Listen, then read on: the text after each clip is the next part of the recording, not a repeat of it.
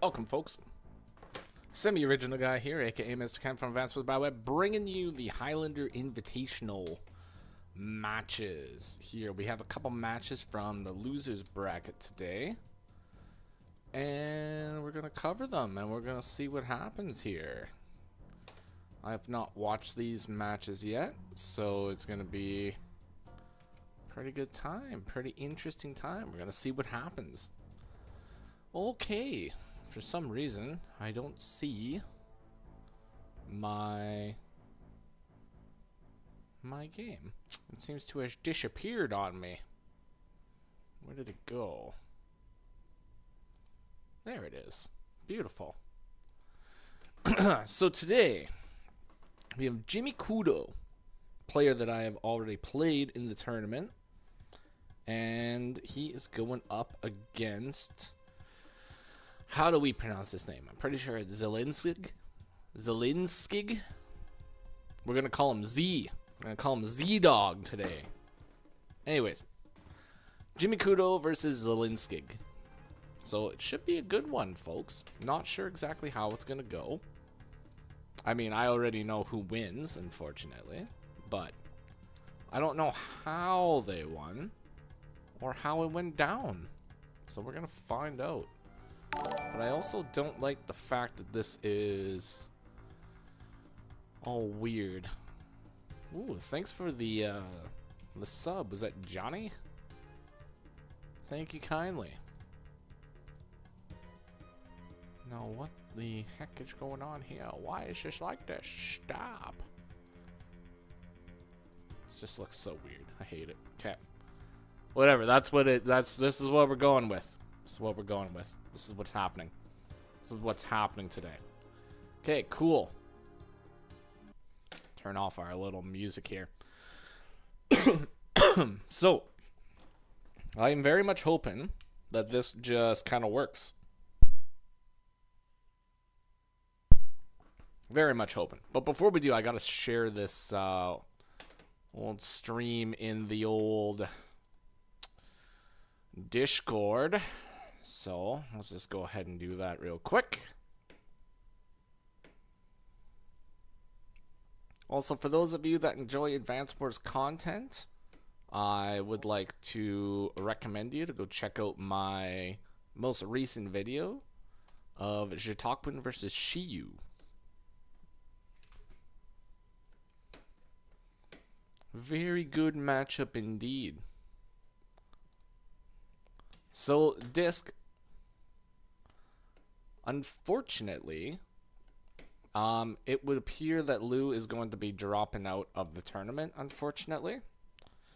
Just due to connection errors, because she doesn't want the problem to occur for other matches. So it looks like I'm going to be moving on to the final bracket, I think. And yeah, that's about it. That's about it. Which is very unfortunate, because I believe that would have probably been one of the best matches of the tournament. Lou is an incredible contender. Very, very knowledgeable of the game and very, very skilled. So it's unfortunate that it went down like that, but we did try to play the 2 games and it didn't work out, unfortunately. So without further ado, let's go ahead and press play on this, and we're going to see what happens. So Jimmy Kudo is playing as Lash, and Zelinskig is playing as Andy, and I think we're playing on Feast or Famine, I believe, which is the same map that I played him on in round 1 there. So yeah, it should be a good one. Let's see how she goes. I'm going to try to do as good commentary as possibly can for this. Alright, so Lash, player 1. And it looks like this was weird. Maybe this was already jumped ahead like a turn or something, because it looks like 2 infantry are already built down here.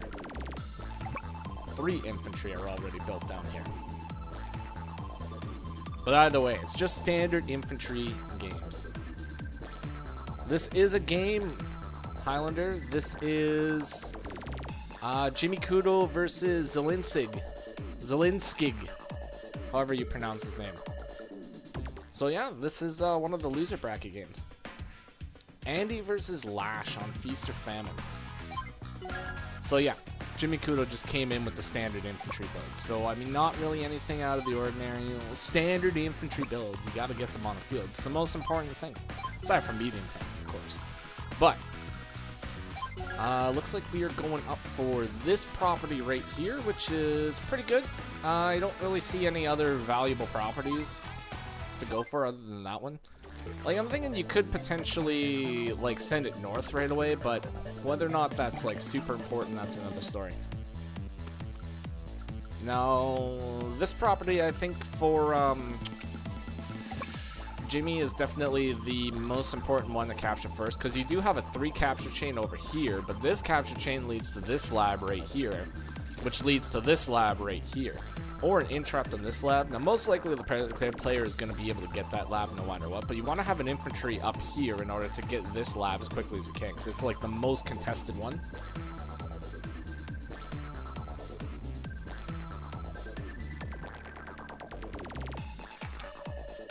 Well, this one and Fern Gully are kind of like, well, they're standard for one, and they're just kind of, they're good maps, you know, they're very dynamic when it comes to plays. Okay, so Jimmy Kudo is Lash, right? Okay. So yeah, going up for the uppermost property first, I think it's probably the best play. If you go down here and go for these properties first, it actually delays the potential of delaying this cap right here. So yeah, I think going for this one first is definitely good. Then skipping over the mountain and getting right here next is probably the best play. I mean, you could potentially go here, but whether or not they do that, that's another story. I still think that skipping right here and going here is probably the best play. Okay, so we have a single infantry drop from the boat right here, which I don't think is necessarily super uncommon when it comes to player 2, especially because they already have an infantry right here. So send an infantry right there, cap the middle lab right there, and then you have automatic control of the middle sort of, because you're able to send one over here or send one over here.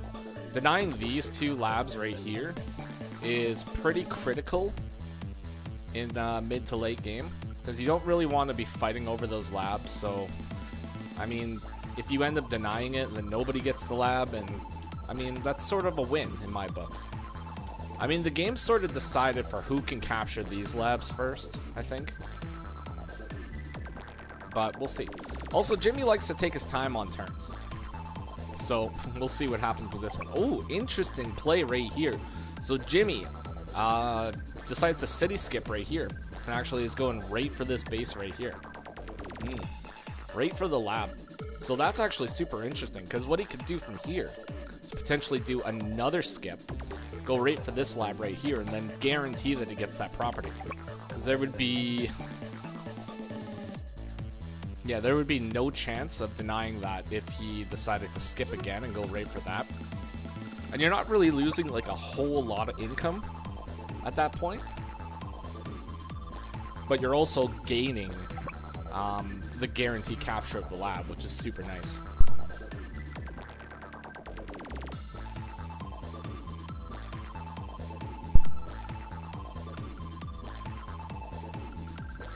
Hey Lou, welcome.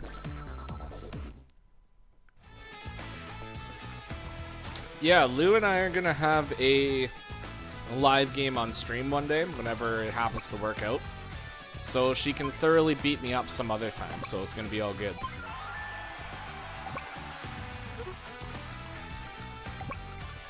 Okay, so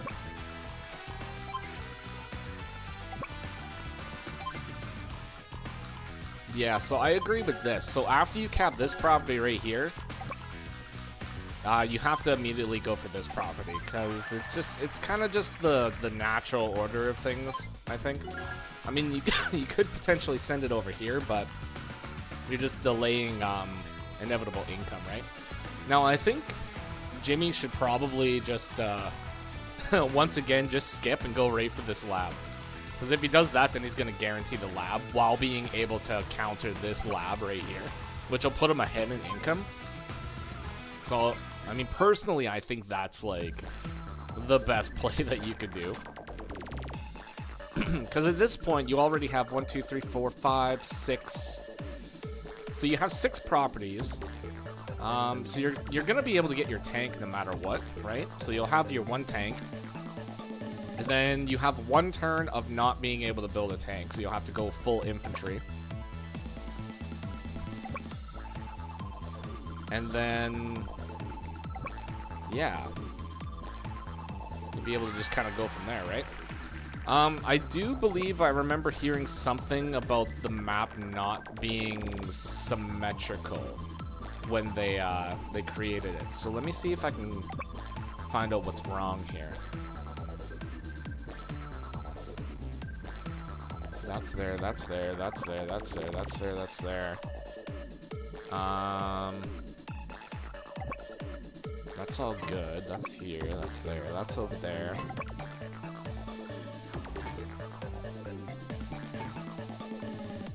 I mean, nothing's really popping out at me right away.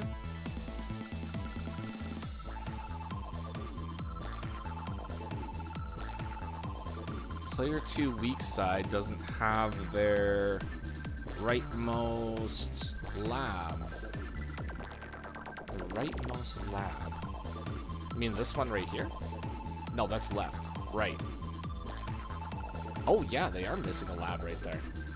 Okay, so that was the problem. That was the mix-up when he copied the map. So there is actually a lab missing there, which is very interesting, actually.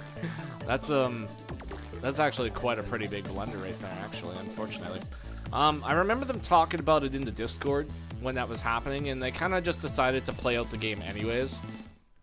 Personally, I think that probably should have been corrected, and they should have replayed at that point, but I think because of, like, scheduling issues and everything, they were kind of like, okay, we're here. I mean, like, it's just a minor thing, you know, you're just missing 1 lab, so I think that's probably the way that they went about it, you know.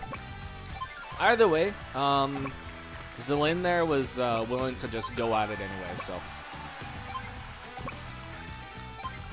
Alright, so double infantry right now. Potential to break that lab cap if Jimmy decides to go for it. So we definitely don't want to go for that. Good use of landers. Tank on the strong side. I agree with that. You don't really want to be fighting tanks into your weak side versus the strong side. Especially against Lash. Because Lash is, she's kind of tricky, right? Because you could send the tank down here. And then Lash would be able to, well, Lash would be able to move like around here. Tank move down there. Then if Lash actually got a first strike up here, it would lead to a losing battle. I don't know if H3il messed up the map. I mean, I don't know. Either way. What can you do? You know, what can you do? They decided to play it out anyway, so not much you can do about it. Alright, so we have an interrupt here from Lash to Andy. Big use of the 20% attack power from the forest right there. Take that guy all the way down to 4. Now 1, 2, 3, 4, 5, 6. Potential tank to destroy the infantry right afterwards here. So that's unfortunate for that infantry, but I mean the main goal was to deny that property, right?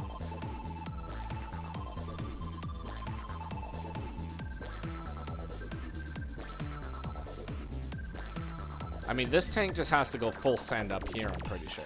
If you send this tank all the way up here, you're just going to be able to gain tempo on the ground here, right?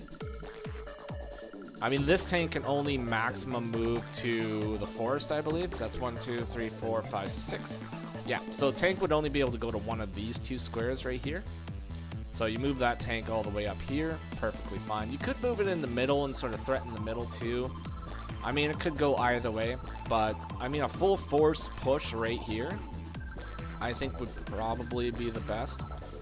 1, 2, 3, 4, 5, 6. You'd still be able to reach this square, so it's not too bad.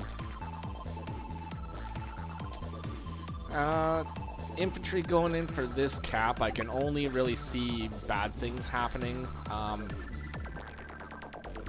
Actually, this infantry could go on to... Forget the cap, right? This infantry could go right on the mountain, take a shot. This guy could actually go up and start capping here. And then 1, 2, 3, 4, 5, 6 tanks unable to stop that cap right there, too. And it's probably a good play. Oh, yeah. Soundtrack is awesome, WP.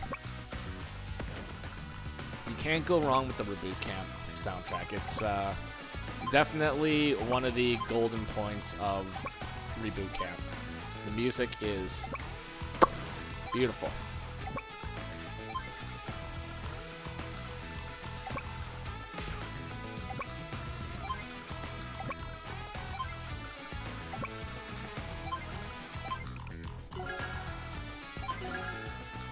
So, I'm trying to think what happened here. Okay, so yeah, we skipped off of the property to go with Interrupt, so we didn't actually finish off those 2 properties. We did get the lab, though. Okay, so that makes sense. That makes a lot of sense. This side's going to need a tank now, though, unfortunately. Now, we do have 14k in the bank, so we could go, like, tank, maybe artillery, infantry. Infantry goes into the lander, gets shipped up here. Or this guy could go in the lander automatically and get shipped up here. But, yeah, we're going to need some kind of firepower. 1, 2, 3, 4, 5, 6, 7. Is that right? 1, 2, 3, 4, 5, 6, 7. Yeah, that's a safe shot right now from the tank.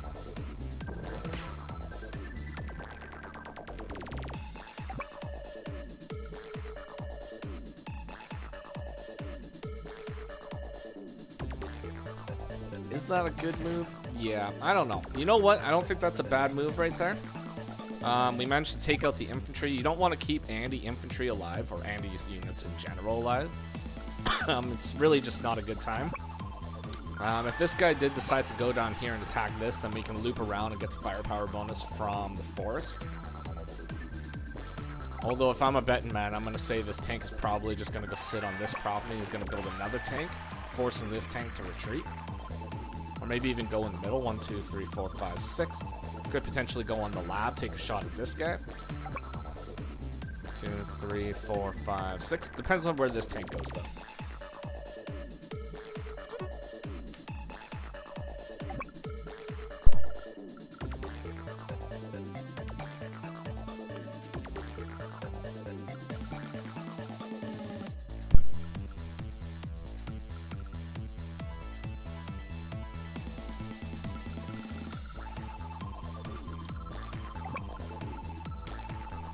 Ah, get out of here.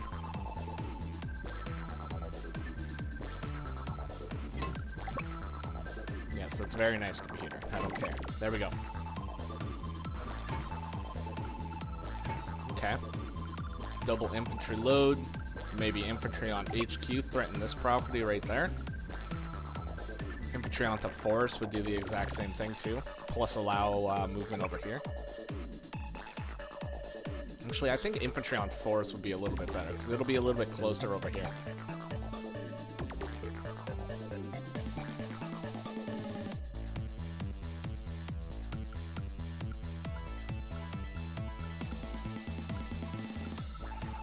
I mean, either way, it covers the exact same spots and allows you to go for the cap here. I think that's probably the better spot.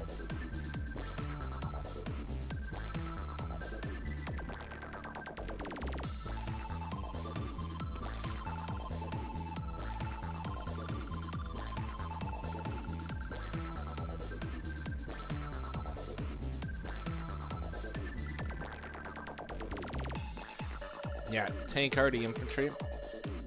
Pretty sure that was the way to do it. Okay, so 11 days left. Okay, yep.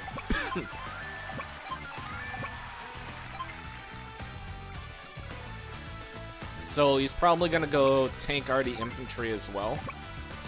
He's going to have to build a tank out of this side, though, in order to protect this guy.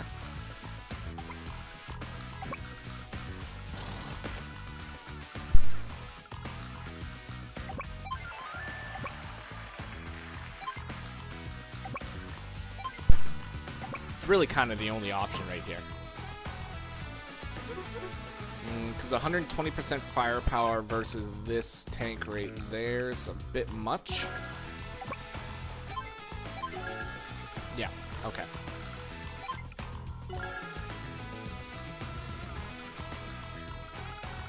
See, this is actually kind of a dangerous situation here too, because now Zilling is going over here for this lab right here. So if he manages to get that lab, it's gonna be pretty dangerous, because that's like the equivalent of this lab right here that Jimmy has.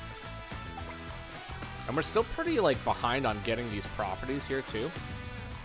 We're definitely gonna need some weak side aggression now in order to contend, especially with this tank being right here. That's a huge hit right now too. So if that guy went there and took that hit, 55% damage, whoo, that'd be gnarly. Because this is the only guy that's in position to actually deny this property right here.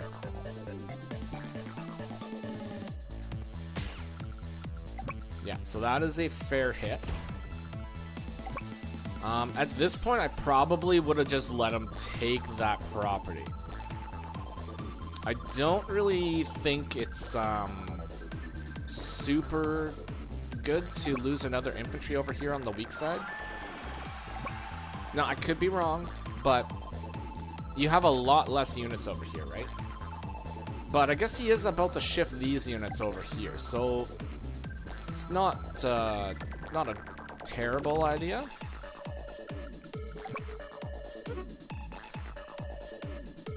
But also, one of the problems here that I can see is now that we shifted the majority of our units from the strong front over to the weak front. We're going to have an even battle for a little while, but over time, these two bases are going to be able to overrun this side still. And then we leave this side without our main force, right? So I think that might end up being a problem, potentially. 1, 2, 3, 4, 5, 6. We could send this guy right here to infantry cover on that position, and then we would be able to have coverage. This tank would not be able to reach that square. And then 1, 2, 3, 4, 5, 6. Yeah, so if we have two guys here, this guy right here, tank would not be able to push up. And then we could build another tank right here to actually send forward, I think. That probably would be a pretty good move.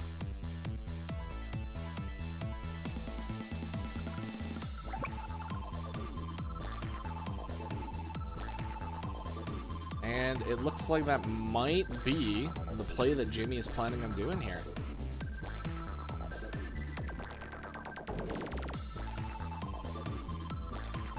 Now, I think we do have to move that infantry back, though. Maybe not. So 1, 2, 3, 4, 5, 6. No, so we don't have to move this infantry back.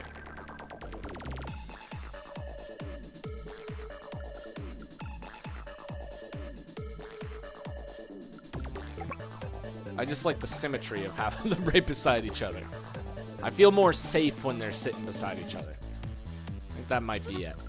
But I mean, the tank moving up here is kind of might be it's a little bit of a fool's gambit if that's gonna happen.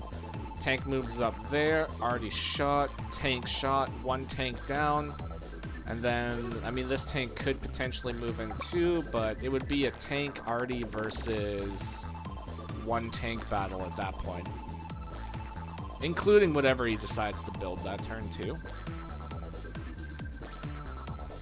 But I mean, Jimmy's got 14k in the bank, so he's able to buy tank arty infantry again. Definitely needs a tank on this side though. I mean, he could just go tank as well, so build one tank here, and then just forego the infantry, because I mean the majority of these properties are capped now, so infantry are only going to be used as meat shields. So getting those tech units out there could be a much more valuable than just building for unit count, I guess.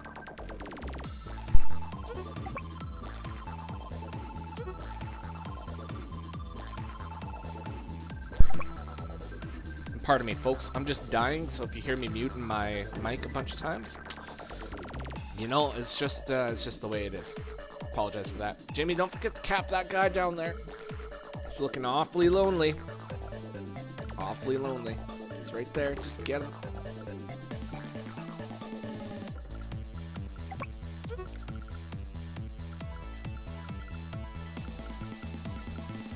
I mean, honestly, if it were me, I think I would go double tank, to be completely honest.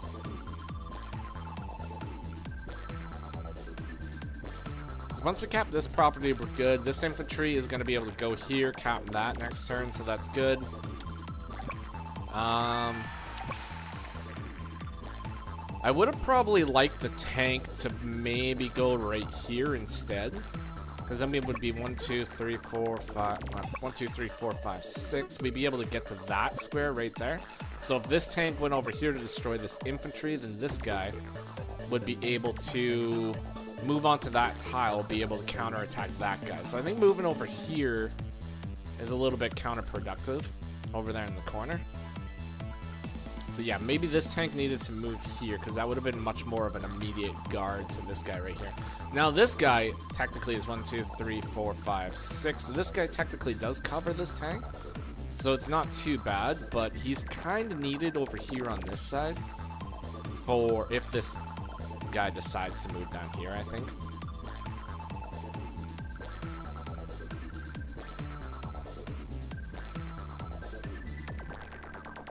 But you know, these are crafty players, and they're full of their own thoughts. So we're just gonna play along. We're gonna see what happens here.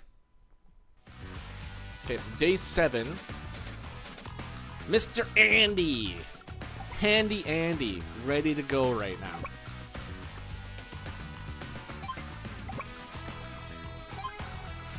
Yeah, getting a double repair. Loading the artillery onto the boat. Interesting. So we're gonna get him off and get him over there in the middle. Okay, so that protects our lab, protects the infantry in the middle. So that's pretty good play. Pretty good play, I would say. It's good play with the infantry too. Because now this tank that could potentially cover that square is not going to be able to. So yeah, this tank definitely needed to go onto that property, or that tile right there. That would have actually led us to having a huge hit onto that tank too. That would have been plus 10% firepower, would have been roughly about 60% plus luck damage. We're looking at somewhere around like possibly, well, it would probably bring it down to 4. You would need a huge luck hit to do anything more. And I think the luck damage only goes up to 9 anyway, so it would actually still be just 4. But that's a tank down to 4, so it would have been pretty good. Pretty good. Now, that's a terrific play by Andy right there. Definitely covering all your bases right here. Because 1, 2, 3, 4, 5, 6. Yeah, we would only be able to get to the forest. Oh, you know what? Actually, boom. This infantry right here, this infantry right here, take that guy out, loop around, take the shot. We're not going to win this fight right now anyways up here, so we cap the property, we loop around, take out the tank, push these guys mid. I think that's what we got to do. Because we definitely got KO potential right here on this infantry. These guys can start forming a wall over here. Because it looks like Jimmy's decided to fight down here, right? Andy does have a lot of units right now.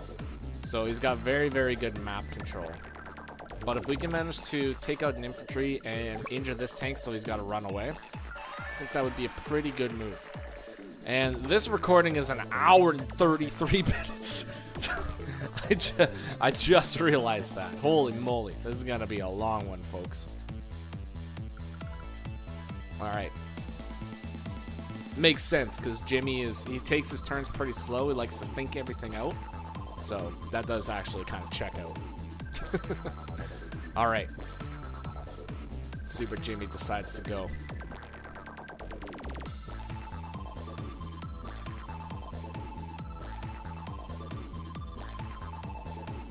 Where is he gonna go? Also, Highlander, if you're still in the chat, are you ever going to potentially do another tournament of this style? What's your thoughts on that?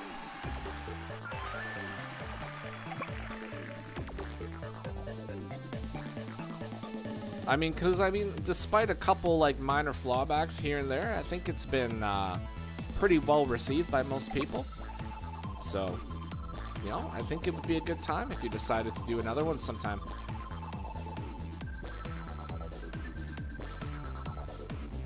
I think already in that square, in order to cover the 2 labs, is a good plan. But like I said, we got to move that that western tank forward and get it to really threaten something here. Now we take a look at this tank up here. 1, 2, 3, 4, 5, 6. It covers this infantry right here, so that's very unfortunate. We're not going to be able to rush up and take a shot at this guy without some kind of counter attack.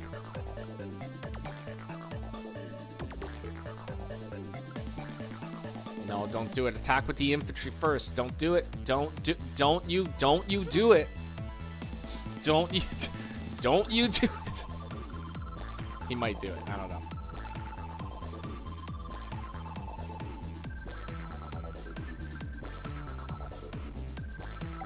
Don't you do it. No, don't do it. You have KO potential right here. Boom, boom, boom. Do it, and then you can attack the tank. Oh, no, don't do it. Don't do it. He's gonna do it. He's gonna do it. Don't do it. Think about your options. 1, 2, 3. 1, 2, 3. 1, 2, 3, 4, 5, 6. Right there. 10% firepower. Take him out. Make him run away. No. No, he went for it. Oh, he went for it. Oh, well. That's okay. No big deal. No big deal. I definitely would have went in with that attack right there, though. Alright, so if we move these guys up, it's going to be impossible to grab the lab for sure. I could see...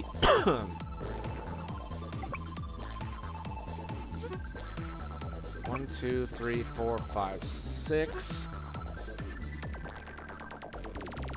So there's no way to fully guard this property. But we could go down and take a shot on this guy. Then we can move these units down here. Like, we could form a pretty good defensive wall right about here. While taking a shot at this. Which I think would probably be pretty good right there.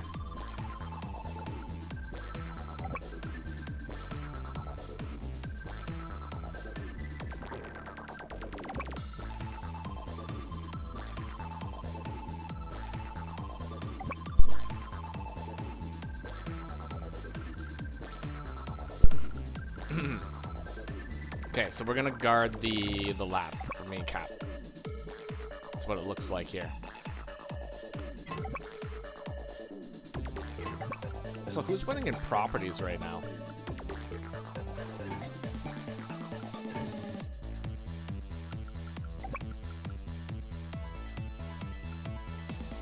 I don't know if the properties were set. They might not have been set. Okay, but I think based on the layout of the map right now, I think Jimmy is ahead. We have 1, 2. This one will be 3, 4, 5, 6, 7, 8, 9, 10, 11, 12, 13, 14, 15, 16, 17, 18. Possibly 18 properties.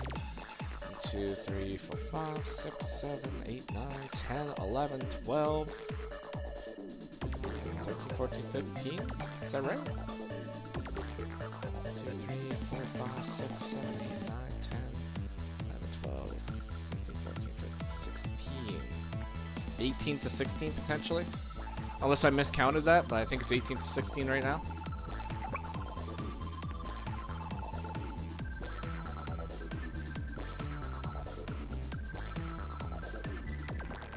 $18,000 is a pretty golden number too.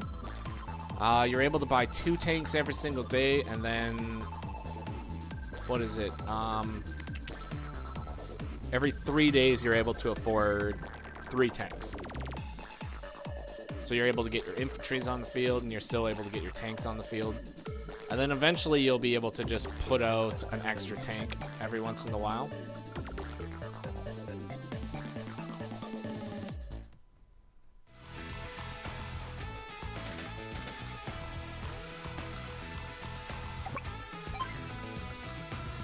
nothing's going to be able to stop that cap now. Ooh. Okay, interesting. So he's going for something a little bit different. So he's not going to be threatening this cap right here. Instead, he's going to be going over towards the weak ferns.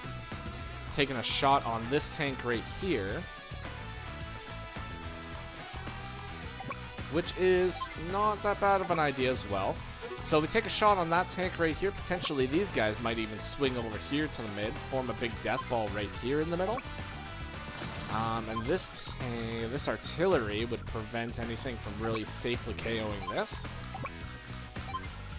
But at the same time,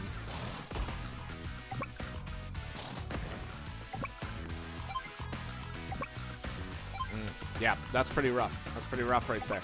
So we managed to get a cap started right here. Cap could be potentially double interrupted by these infantry here, but then we have 2 tanks versus 1 tank, so that tank's not going to be able to contend with both of them. And they're anti-tanks as well, and the more damage we start doing, the closer we're going to get to that hyper repair and or hyper upgrade.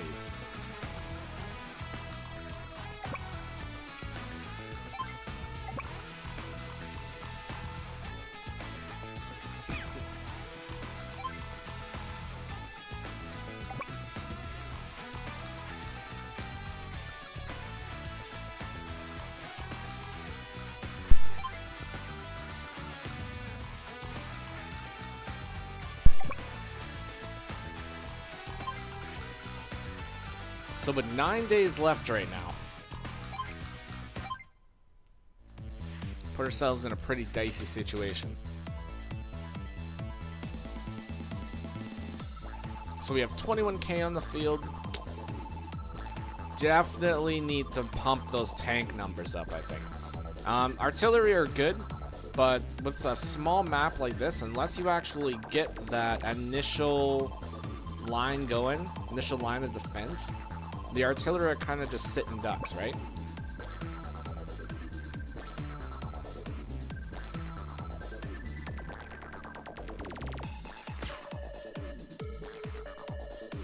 So probably our best bet, I think, if we wanted to attack this line, definitely infantry attack that. Tank maybe attack this, because we would get a big hit. Artillery move, maybe somewhere to guard it, like over here maybe. Then infantry start blocking this line right here. And then maybe we bring the tank over. But, I mean, at this point, like, these guys are just... There's a lot of tanks here. There's a lot of tanks here, folks. It's going to be pretty difficult to dislodge these tanks. Now, if we had more numbers here, we can definitely start to hitting some of these tanks, but I mean, we went the artillery route, so that's going to require a lot of setup.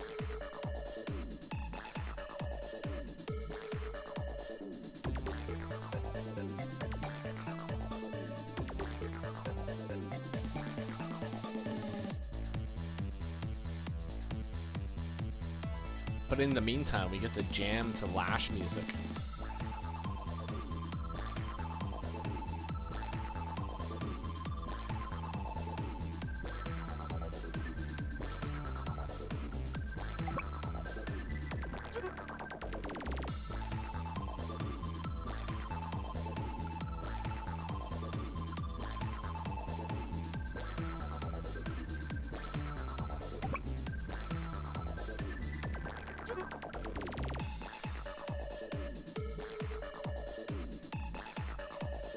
Alright, what's gonna be the plan, Jimmy?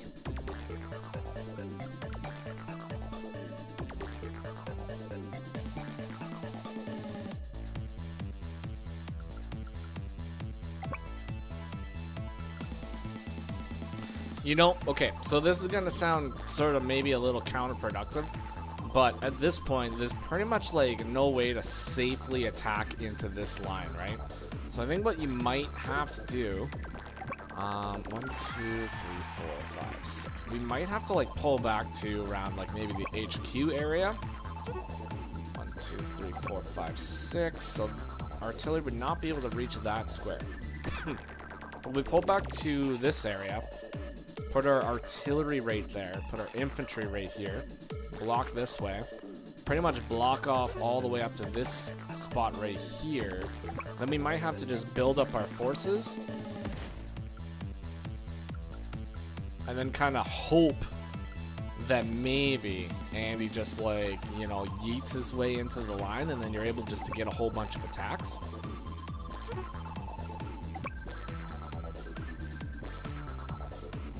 That might have to be what he's going to have to do, but I don't know. We're going to find out.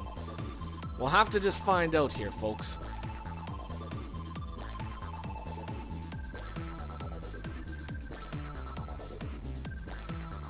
We're 36 minutes into the match.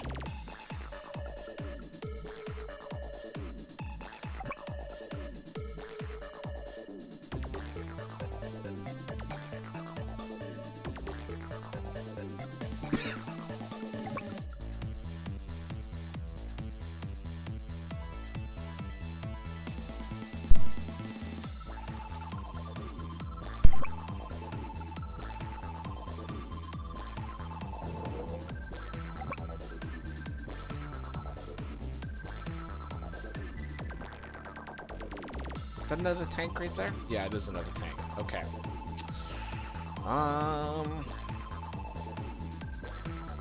You know what? This tank could potentially, like, take out this tank right now with a little bit of a luck roll. But still kind of risky.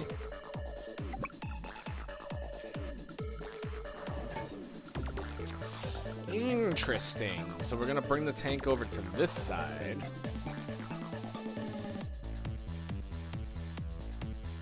How would we bring the tank over to this side, though?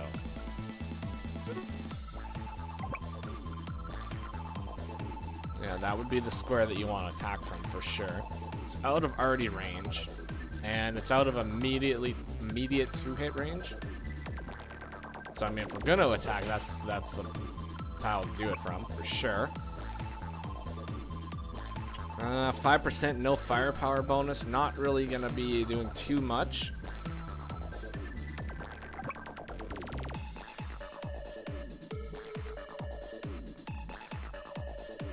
Might be able to get a luck damage. Okay, we got 2 damage off of that. Yeah, that's... There we go. Lucky lass over there.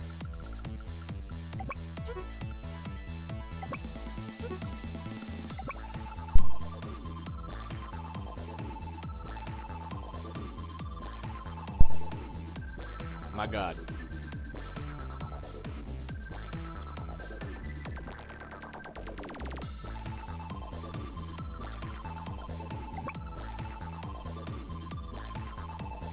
Tempted to just fast forward it a little bit, but I think his turn is almost over here, so we'll see what happens. Yeah, you definitely have to make the line. We're gonna have to 1, 2, 3, 4, 5. This guy's gonna have to go like right here. Maybe. That's gonna be in range of being attacked by the tank. 1, 2, 3, 4, 5, 6. Maybe planting it on the HQ would be the best bet. 1, 2, 3, 4, 5. If we plant it on the HQ, we can have this one cover it.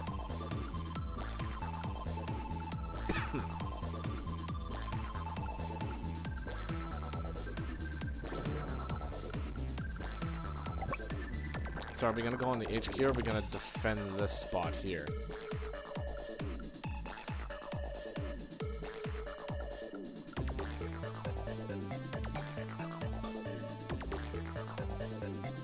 It's always 7, Keaton. It's always been 7.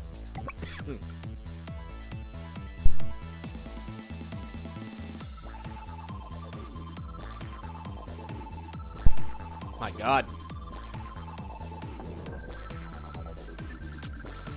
Ooh, okay, wait, hold on. Hold the phone. No, I don't, no. No, I think, okay, no, I think we really have to just put it on the HQ. I mean, especially if we build a medium tank, you definitely put it on the HQ. I mean, if a tank came and attacked the artillery on the HQ, it's gonna do, like, maybe, like, what? Like, 40% damage maximum, right? And then that artillery doesn't even really need to fire. I mean, it could fire, right? But then you have a tank, 20% firepower of shot from right here, or you move it off, boom, 40% firepower right there. I think that would be pretty powerful of an attack. Now this guy is definitely going to get hit. Unfortunately, we're unable to KO this guy. But yeah, this guy right here, that would make it so there would be no attack that would happen on these guys. Because an artillery right here, even at 8 HP after it's healed up, would do massive damage. Massive damage to anything that attacked that area.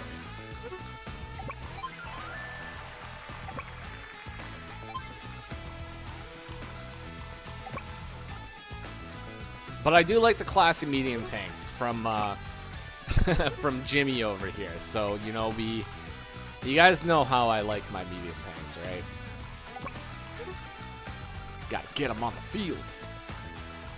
Yeah, Keaton Fox, welcome in. And also, even in Advanced was by Web, Lash's super is also 7 stars.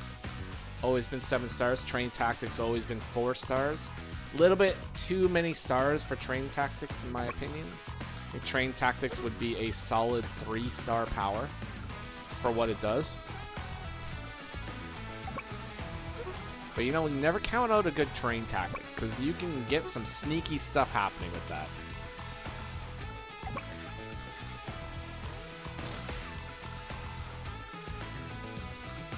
You know, he thought it was 8 stars?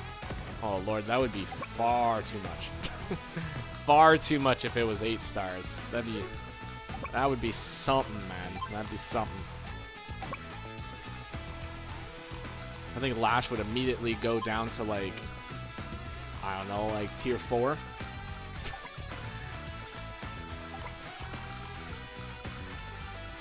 Well, maybe she would stay in tier 3, but I mean that's so much. So much. Yeah, Train Tactics will do it, man. One of my last lives, I did a nasty little Train Tactic move in order to secure an HQ cap. So you know what? You can get some stuff done. You can get some stuff done with a sneaky Train Tactics, that's for sure. I mean, I'll take Prime Tactics any day, but if I can't get it, Train Tactics it is.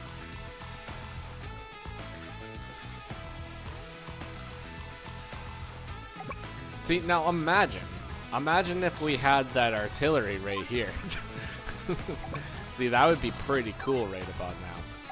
We could definitely KO that. We would definitely KO this infantry. I mean, this tank will be able to come over here, most likely be able to KO this guy. So we'll see what happens here. We might be able to pull the infantry back, form a little defensive line here, plop the artillery in position. Medium tank would be able to be plopped right here next turn too, if he doesn't decide to just go up here. 2, 3, 4, 5. 1, 2, 3, 4, 5. Doesn't really matter where it goes. It'll still be able to reach the front line here. Yeah, nobody expects the stern movement bonus, that's for sure.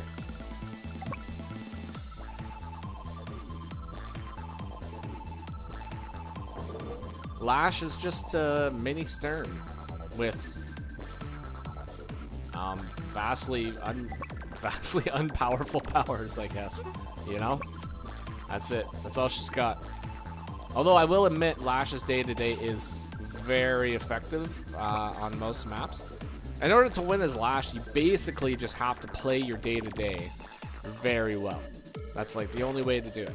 You play on the terrain, you make it so your opponent like just can't do anything. They can't push up without getting some sort of like, you know, counterattack. And then that's pretty much it. You do that and you win. Or at least you hope you win. Cross your fingers.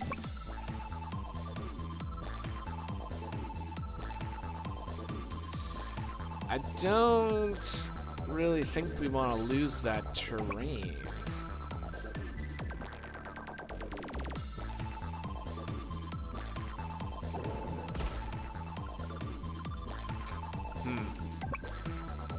So, without actually looking, I'm going to say Andy is probably in the realm of hyper repair now. So, probably 2 turns he'll get hyper upgrade. I mean, at that point, you kind of want to make sure that you're KOing units too. I mean, despite there being a medium tank here, there's still a lot of attacks that can happen here.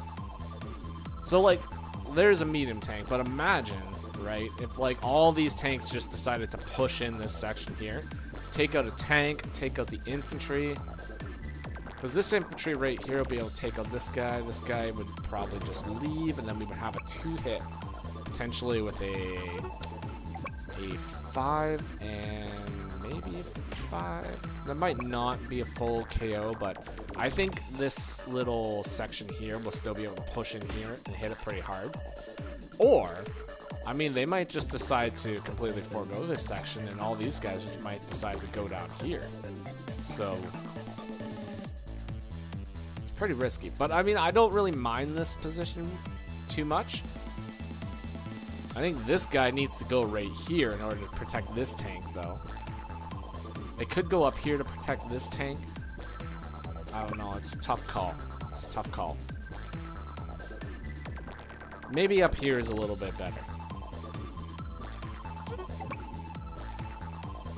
But we have to put them on the front line, though. We can't let those guys just stay undefended. And I mean, 2 artillery right there is pretty powerful, especially being backed up by a medium tank. Still a lot of KO potential up here, though.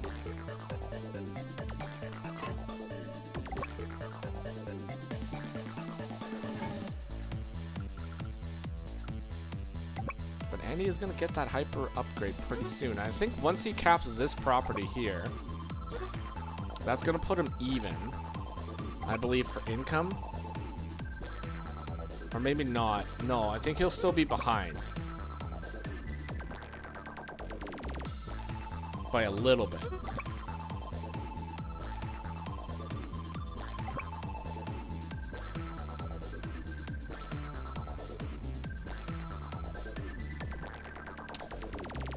You know what? I just spotted something kind of nasty.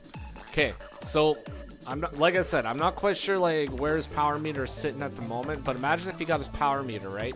Infantry plops right here on the mountain. This infantry plops right here. We take out this infantry. Right? And then 1, 2, 3, 4, 5, 6, 7. Imagine this guy moving down in here, taking a shot at this, and then 1, 2, 3, 4, 5, 6, 7. Then we take a shot at this guy right here.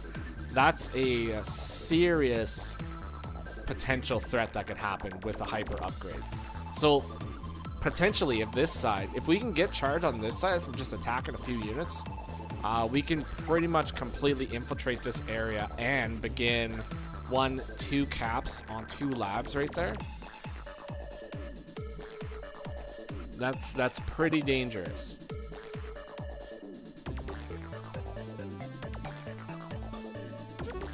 Okay, so maybe Jimmy is, you know, catching wind of the potential danger here. So maybe we're gonna be able to move around and prevent that from happening.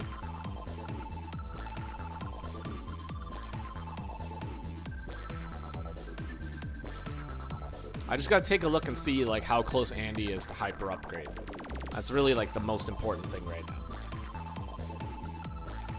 Another Oh, we're getting all sorts classy up in here, folks. This is beautiful. Okay, so day 10. Nah. Okay, so we won't be able to get the hyper upgrade. So, okay, so that's fine. That would have been a nasty little play, though. Like, imagine that. Like, oh, Lord. Be painful. Painful stuff. Tight little death ball now, though. So that's looking pretty good.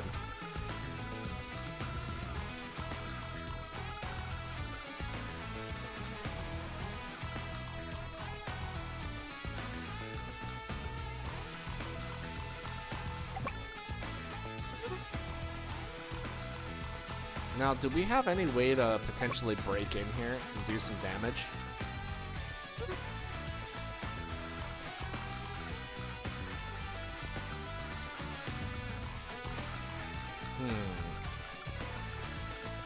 I mean, we have a break potential right here.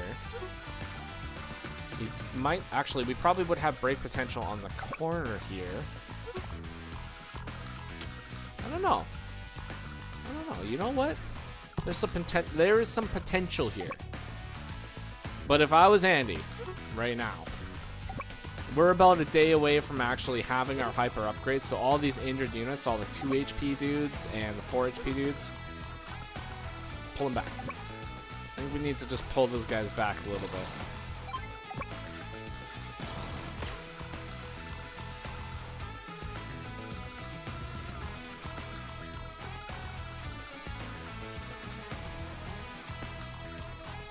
Medium tanks are a pretty good buy right here, though, folks.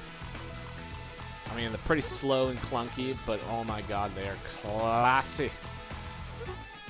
Now, you know what? I was kind of pooping on these artillery a little bit earlier, but they did get into a pretty good position here. But I don't know. You know what? I feel like this is still a little bit of a weak position. Well, this is a strong position, but over here is weak at the moment.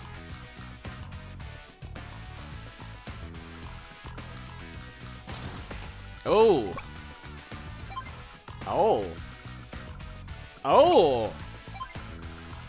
We got some plays going on over here. Okay. Very interesting.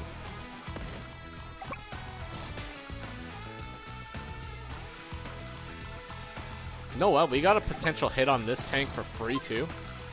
Right now, I mean, mind you, this guy's gonna get healed up. Medium tank could come over here and take a shot, but like in general, this tank right here attacking this guy right here is not overly dangerous because we're gonna get hyper upgrade next turn.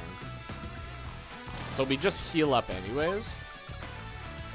And as long as we don't get KO'd, which probably, like, it might happen, might not, depends, you know. But I think it might be kind of okay. This artillery and this guy are going to be pretty busy attacking this dude right here. So this guy's probably not going to swing over and take a shot. Not with, like, this much threat, right? The infantry's probably going to go in the mountain and interrupt here.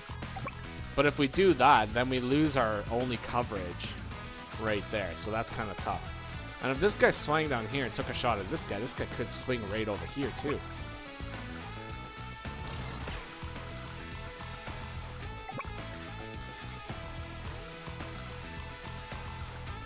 So we took the shot. Nice. Nice. That's what I'm talking about. Be aggressive. Be aggressive. Is that how the song goes? Pretty sure.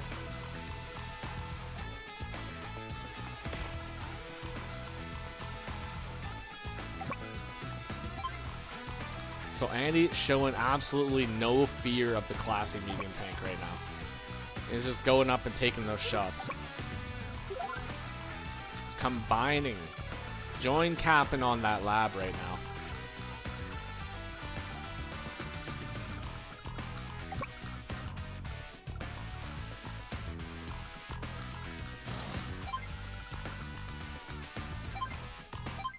And ending turn. Builds a classy medium tank of his own. Very nice. So right now, Andy is threatening a number of caps right now, too. We got 3 caps on the way. I think this cap is definitely pretty close to being done, if not done, next turn. So, very interesting right there.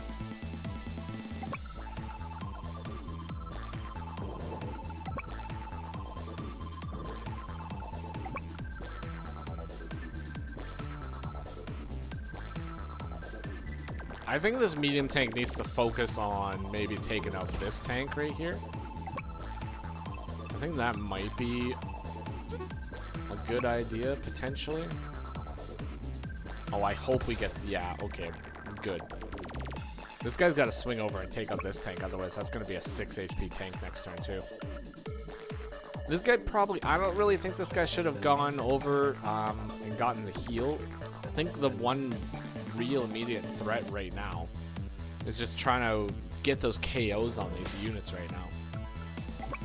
Because even an attack like this, doing 3 damage, it's just going to heal right up. So at this point, you really have to focus on weaker units right now, and you have to make sure you get those kills. Like this guy right here, gotta guarantee that kill. This guy, just stay away from him, because at the end of the day, I mean, it's not going to be able to attack anything if it's not in its range, right? Now, the tanks right now, they're going to be able to attack lots of things, right? So we got to take that guy out. Could have potentially taken this guy out. I think we definitely could have taken this guy out. And this was a full HP tank anyways, because it's not really going to get any value from Hyper Upgrade aside from just the firepower bonus, right? Yeah, it's just free charge, right? So, yeah, we definitely got to focus on taking out those injured units more than anything. Like that right there, that's going to be, unfortunately, that's going to be a wasted shot if we take that. I mean, if anything, we got to take out that infantry, you know? 6 points left on the cap, so yeah, that's got to be taken out. For sure. But yeah, this guy is just going to be healed up to 6, whereas if we attack this 8 HP one over here, that would have been guaranteed killed. So, yeah, just little like micro things like that, right? I mean, choosing the units to attack, for sure, will definitely make a lot of difference. If anything right here too, like we have to block that square, because this guy could potentially just swing right over here, right? We move this infantry right here, I think, and block that.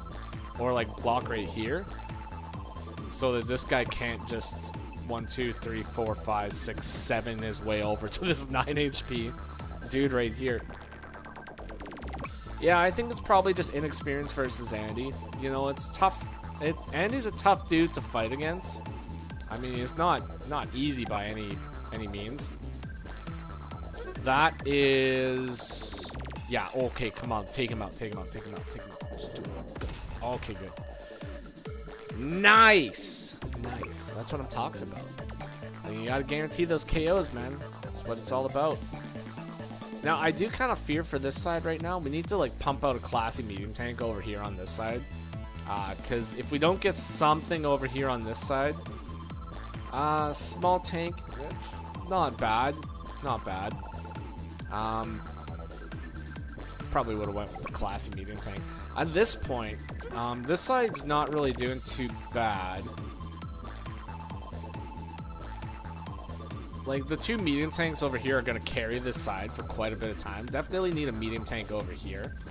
1, 2, 3, 4, 5. Medium tank to cover this guy, right? Because this guy's, I mean, these guys are probably going to come down here and bully this dude. So, definitely medium tank. Classy. Beautiful. Supreme. The ultimate unit. I mean, the medium tank is just like the Dark Magician of Advance Wars, you know? It's the ultimate tank in terms of attack and defense. You can fight me on that. Brawl it out. That's what I'm talking about.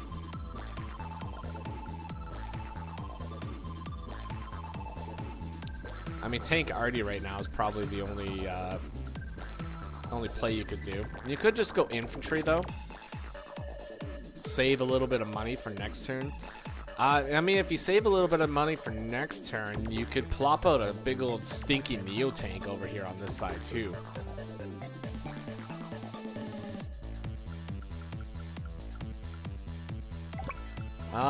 Would the Neo tank be Blue Eyes? I don't really want to give the Neo tank that much credit. But Kaiba does strike me as kind of a stinky dude. So, okay, yes, we'll go with that. We'll go with that.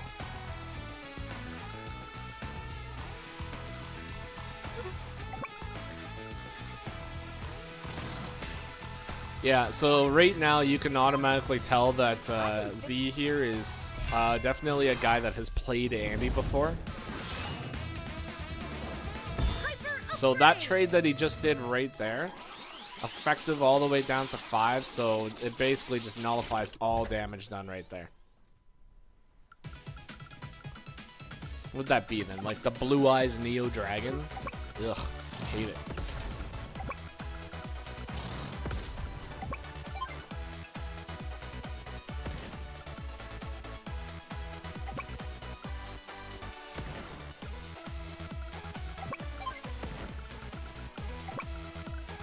Yeah, the Blue Eyes archetype is actually, like, pretty neat. I mean, I don't really follow too much Yu-Gi-Oh! These days, but, I mean, like, I'm an old-school Yu-Gi-Oh! Fan, and any old-school cards that get love are top tier for me, buddy. Now, let's see, yeah. Oh, God, you know what? This is gonna... Oh, my lord. This is gonna be a nasty play. Boom, attack, cap, cap. This guy comes down to attacks. This guy comes over here to do defense, block, cap, cap. Yeah, that's a hyper upgrade. That is a hyper upgrade right now. The brick eyes, I hate it. Absolutely hate it. I think the last time when I played any kind of Yu-Gi-Oh, I was using a Dark World deck, and I liked it. It was fun. I just send things to the graveyard, and then they just come right back on the field. It was great. It was perfect.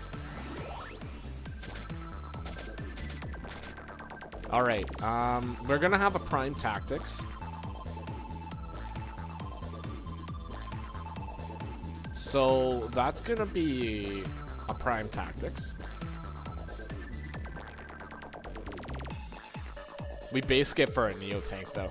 Like, I swear to God, we're gonna need a Neo Tank over there. 100% base skip for a Neo Tank. Because, like, we got artillery over here, right? So 1, 2, 3, 4, 5. We could potentially go in and take out the infantry. Actually, no, you know what? We move and take out the infantry. 1, 2, 3, 4, 5. That leaves us in position with the medium tank to get hit with this medium tank. But, okay, so this medium tank could potentially go hit this medium tank, but then we have 2 artillery blocking on this side, right?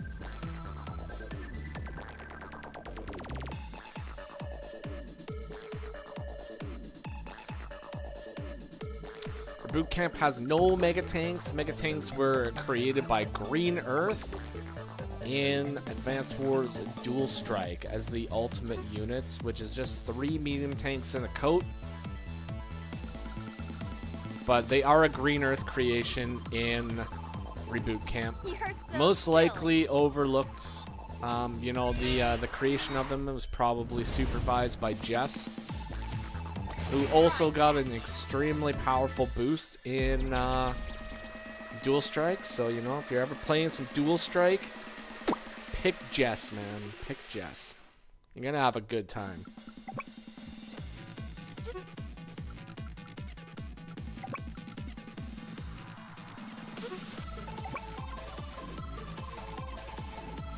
Yeah, the left side over here, the overrun was pretty rough.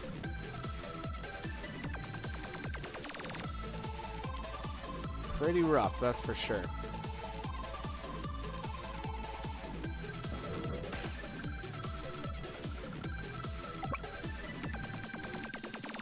I mean, we can defend the left side if we start spamming out, like, well, I mean, you can spam out medium tanks from the left side, and we can still hold this area. We're gonna lose the labs. Like, there's no chance that we're gonna get those labs.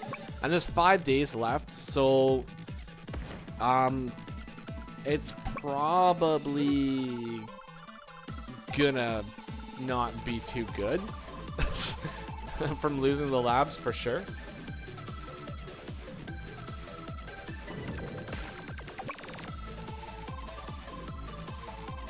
Yeah, 5 days left, and we're gonna lose 2 laps. So that's probably not gonna be too good. Wait, is that a mountain? Yeah, that was a mountain. Oh, we only got 15% damage from that. Actually, honestly, I call BS on that, because that should have been like, I think that should have been more damage. That's kind of rough. Yeah, long term, I think if you just start spamming out medium tanks right here, that's gonna force that side to push away. I mean, you don't even need to spam medium tanks, but I think like you definitely need like maybe like 2 medium tanks up in the fray. You get 2 medium tanks here, you can push that side back. This side is doing pretty good right now. The only thing I don't really like too much is that this medium tank is not protected by an artillery. Now, it is protected by a medium tank, obviously, which is pretty good. But, nice. That's advanced words by web right there, buddy. Just plopping your dude right there. Well, +1 movement.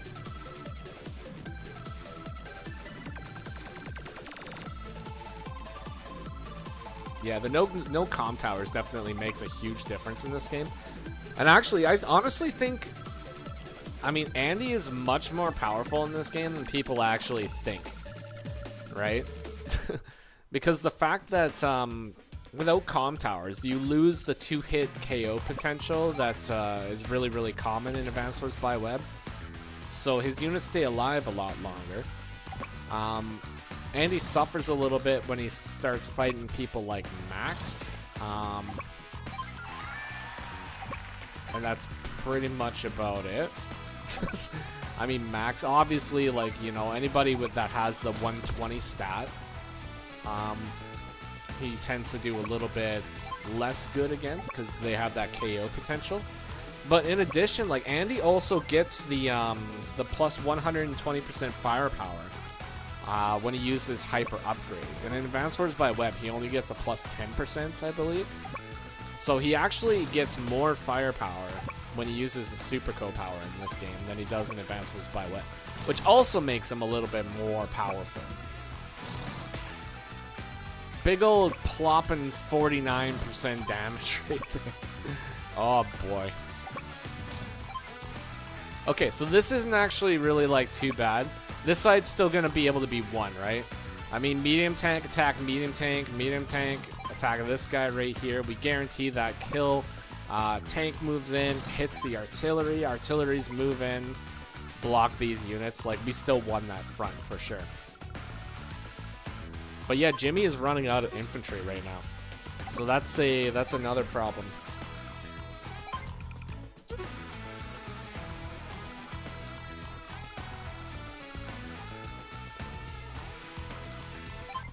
Yeah, I guess he does get the plus 10%, right?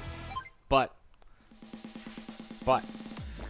if it was this version, right, he would get the 120 plus a plus 10 natural stat bonus. Technically, I think he would go up to 130. So make it happen. Gotta give my boy Andy some love. You know what? I don't know what would do more damage, a 5 HP medium tank against this or the tank. Not quite sure about that one.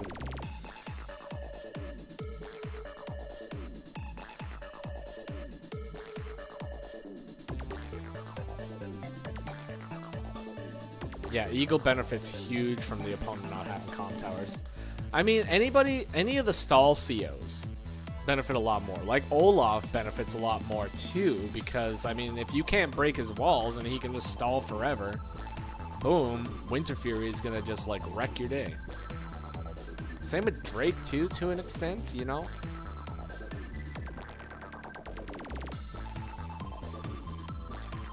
I think it also makes Hawk a little bit more viable too, because he just naturally gets a plus 10% stat bonus. So I don't know. You know what? maybe one of these days I need to go over and do an actual tier list of Advance Wars Reboot Camp COs and like just do it myself. But we'll see. We'll see how adventurous I get.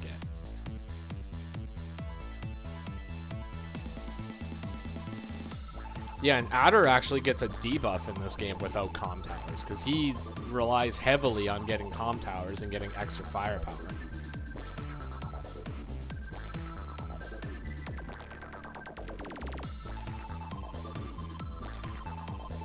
Yeah, you know, Dual Strike buffed everybody except for Max.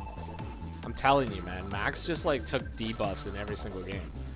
Like the Dual Strike Max, he gets like additional firepower. Like he gets massive amounts of firepower, but he loses his movement bonus, which is like, pfft, come on. Come on, man. Come on. Like they hate, like this game hates Max. He was so powerful in Advance Wars 1 that the devs were just like, oh, we made this guy too powerful. Everybody's getting S ranks on our war rooms. Oh my god, we better like tone it down a little bit. And then they let Sturm in, you know, the war rooms for Advance Wars 2. And it's like, pfft, come on. Give me a break. Oh yeah, he's insane. Max is insane in Advance Wars 1, without a doubt.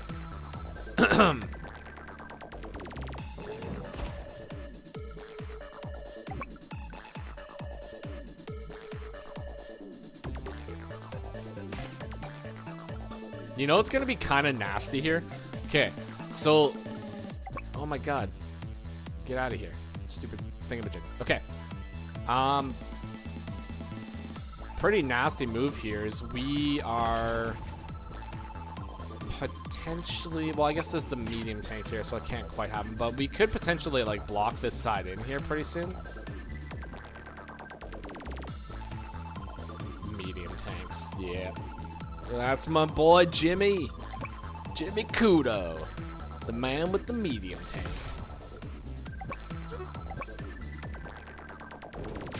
I think if this game was to continue on a little bit longer, I would say that Jimmy is probably in a better position to win it.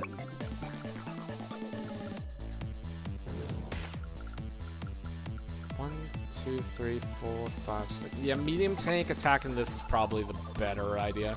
Tank better go up and finish this medium tank off though. Like I swear to God, it's gotta happen.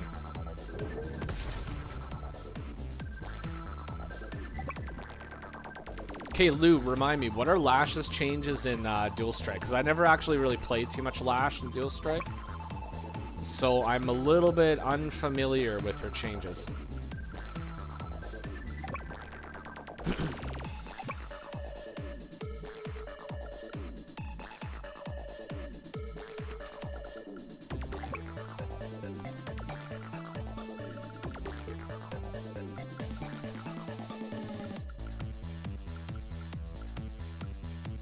Okay, so I've pretty much come to the conclusion here that I don't believe that Lash has enough infantry to actually win this game at this point.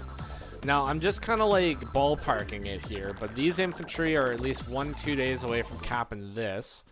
These infantry are 3 days away from capping this. This infantry is like 2 days away from being able to cap anything over here. And any of these units that decide to push up here and start capping these properties, we have units in position to interrupt. So I think Jimmy might be a little bit SOL in this one when it comes to just the capture game. Now, it's kind of unfortunate because I think overall, Jimmy would definitely be able to win if the timer allowed for more days. But just with the amount of units that are here, I don't think I see it happening, folks. Lash got a firepower decrease. It got halved.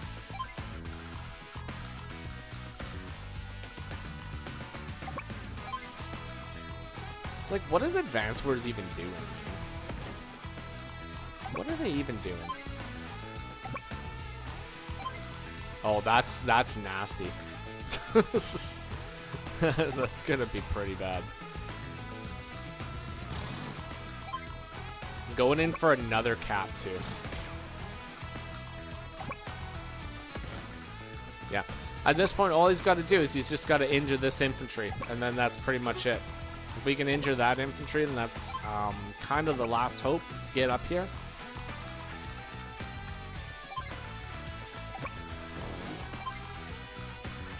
And Andy built a big, fat, stinky Neo tank. So we got a Neo tank on the field.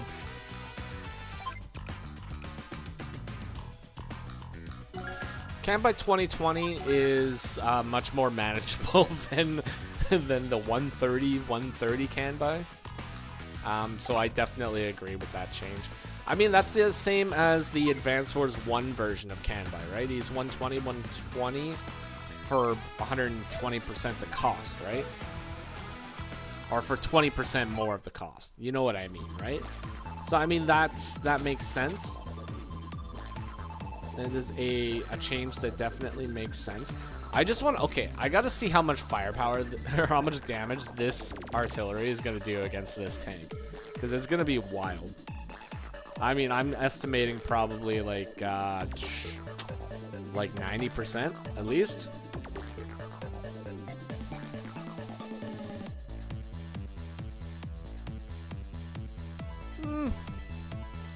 I think 120 can buy is a lot more manageable. Cause like, he might still be banned in standard, right? Not really 100% sure, but I would probably ban him in standard. I'd probably still ban him in standard, but he would be a lot easier to fight. I mean, he would be allowed probably on every high funds match at that point. But yeah, he would be banned in standard for sure. Because 120 is still pretty strong, right? I mean, you're sitting on a city that's 150% defense, sitting on a forest, 140, yada yada, etc., etc. You know what I mean? And like, I recently played a game where I was doing a co-powerless Colin versus just a Von Bolt, right? And I mean, Colin, 90% firepower. Without his like without his gold rush ability, like his day-to-day is not enough to carry you against Von Bolt, and that's only 10% defense. So I mean, 120% defense, it's a lot. It's a lot.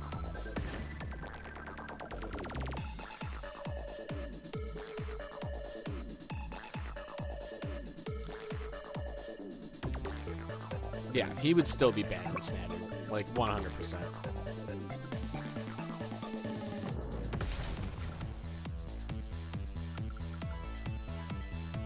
You know what, guys? With this Neo tank rushing over here to this side, it's actually a lot more questionable than I thought.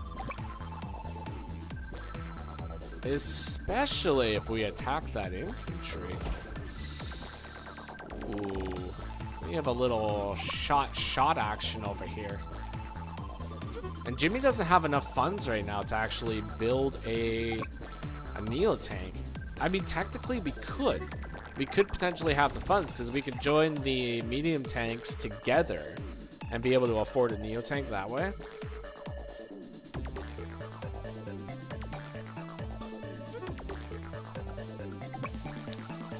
That's true, and that's one of the things that really gets you when it comes to can buy, because his samurai spirits plus the natural day-to-day defense plus the HQ actually make it a 100% defense on an HQ. So it's impossible to actually dislodge it. So if he actually starts capping your HQ on a samurai spirit, you're doomed. There's nothing you can do unless you have global damage. If you have global damage saved up, you can, you know, use it and then you can save yourself. But aside from that, there's no saving yourself. It's pretty tough. Now, if I was Jimmy, I would definitely join that medium tank with another medium tank and then build a Neo tank down south, because you kind of need it right now. Like, another medium tank would be great, but the fact that you're fighting Andy, you need to have that KO potential. So if you don't have that KO potential for that Neo tank, you're gonna have a bad time. Because all you're gonna do is you're gonna attack that Neo tank and you're gonna charge it. And it's just gonna run amok right on you. Artillery, not necessarily. I don't think the artillery is a great idea. You're just gonna base lock yourself, and the Neo tank is gonna rush up. I mean, like, okay, maybe. I don't. Neo tank plus medium tank, I don't think is enough to actually KO this guy. So I'm gonna say this is probably not a great idea.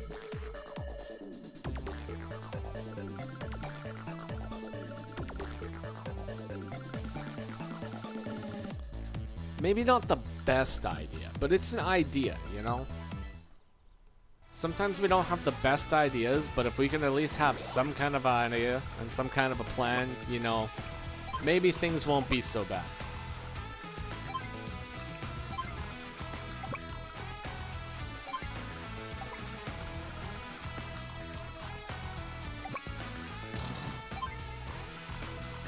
But yeah, hyper upgrade is like just around the corner here, so it's looking pretty rough.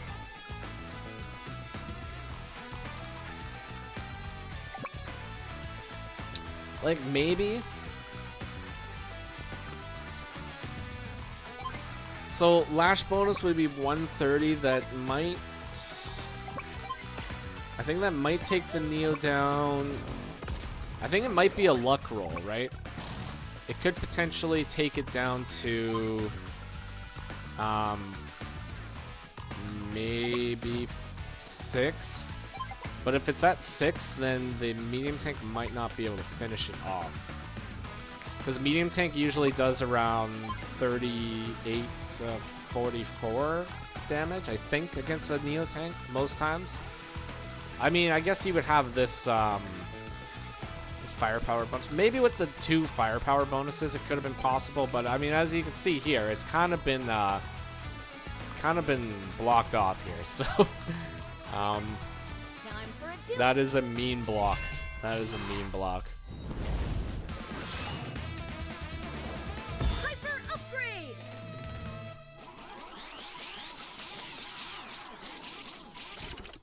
Oh, plus we have this tank in position to attack it. 2, 3, 4, 5. Ooh. Ooh.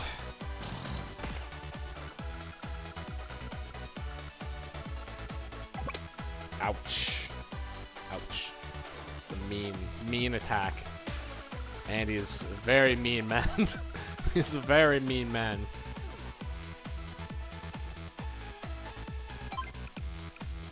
It just plops a classy medium tank out of that position right there too. Savagery.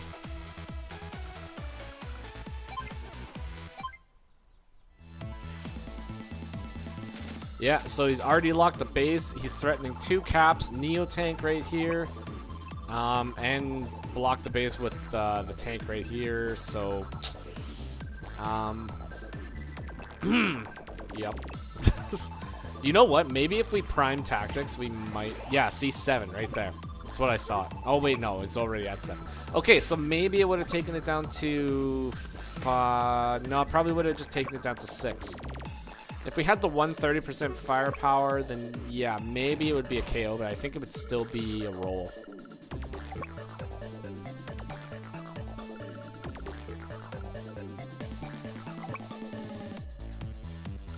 Oh, and see, this is gonna, okay, next turn is gonna be extremely nasty for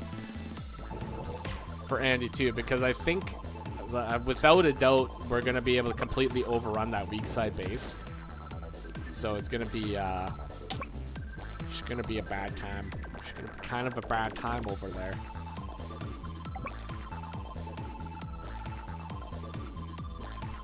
And how much time is left on here? Still like 8 minutes left? My God. How is it possible?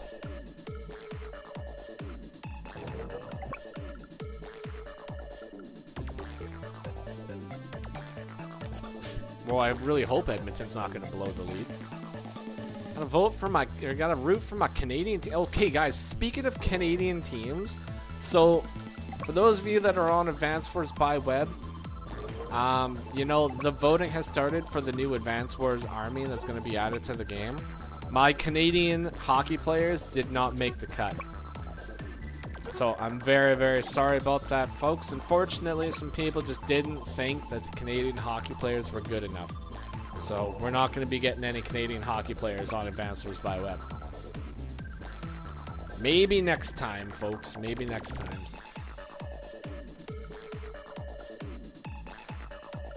I'm going to see what the next theme is, though. And if my hockey players match the theme in any sort of way, I'm going to resubmit them. So, we're going for round 2 pretty soon, don't worry. One way or another, I'm going to get those Canadian hockey players on Advance Wars by web. And yeah, this is going to be the nastiest of nasty base locks right here. It's going to be pretty bad. Neo tank, oh lord. Okay, so, on second thought, after much consideration, I would say that Andy would probably win this battle even in the long run. You know? So that's just the way it is. It's the way it is, folks. But you know what? I think Jimmy played pretty good. The only problem is, especially when it came to this middle battle here, like around like the middle of the game, right? If we had made a few different decisions on our attacks and actually went for some of those KOs, I think this game would have been flipped around pretty easily. It's just the fact that we just made a couple poor choices there for why it went the way it did. So, unfortunately, that's just the way it went. That's the way it goes sometimes, and it's just the way the cookie crumbles, as they say. Yeah, 21-17. And that's even without the lab right here. So very interesting. You know what? I don't necessarily disagree with the Lash pick. I did try Lash here on this map, and it went pretty good. But overall, Andy is probably the strongest pick for that tier. Like, without a doubt. I mean, you gotta go with your boy Andy, man. He's just, he's a good dude. And Jimmy's got so much money. He's got so much money. And he's just trying to think right now. It's like, what can I do right now? 1, 2, 3, 4, 5, 6. You know what we need to do? We need to terrain tactics, boss this guy out, boss this guy up, and then build ourselves a big stinky Neo tank right there, like right now. Come on, terrain tactics your way. Get in there. Like, I'm telling you, just do it. Do it. Terrain tactics. Ah, why didn't we terrain tactics? Yeah, we could have easily terrain tactics in there and actually dislodged that. Built ourselves a Neo tank. And you know what? Maybe if we built the Neo tank right there, that might have actually been able to get us out of that sticky situation. It would have taken a while. I think maybe overall the game probably still would have been lost, but we would have been able to at least bust our way out of there. And, I mean, slowly but surely, we would take out this entire section. And then, I mean, he's got no reinforcements up here, really, right? So,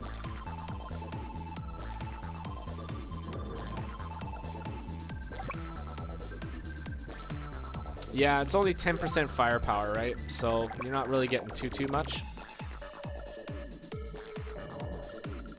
I think when I played Lash on this map, what I did was I built a tank out of here. My opponent built a tank out of here, and he put it right up here. And I just, like, immediately, I just started the tank trades right here. And then after doing several tank trades there, I managed to just, like, pull back, get healing, go back up here. And then I managed to just overrun this side just by starting the early tank chains. But the opponent built a tank here, right? So he didn't build his first tank over here. So I managed to just hold this side with infantry and like 1 artillery. And he wasn't really able to push up. But yeah, comm tower would definitely be super good for Lash. Double missile buy to end it off here, folks. Let's play. So Jimmy, if you're watching this and you're in that situation though again, I don't know if you actually saw that move or not, right? But terrain tactics over the forest right there, medium tank, bust this guy out, plop a neo tank right there, and then this side is basically saved. I mean, you're gonna take some damage from the artilleries for sure, but I think like you might be able to, like fiddle to get you might be able to get out of there, man, with something like that. So it's quite possible. Yeah, especially after seeing that. So it would take 3 units just to dislodge the medium tank. The neo tank would probably be maybe be okay. No, I guess that would still like take that out, right? But it would feel good, at least, you know. It would feel good. It would fill your heart with warm, beautiful feelings. That's what it would do.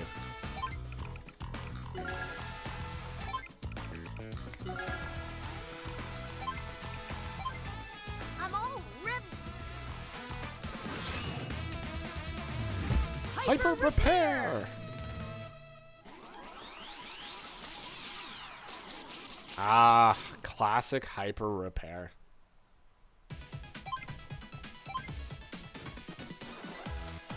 And that's it. That's the end of that one, folks.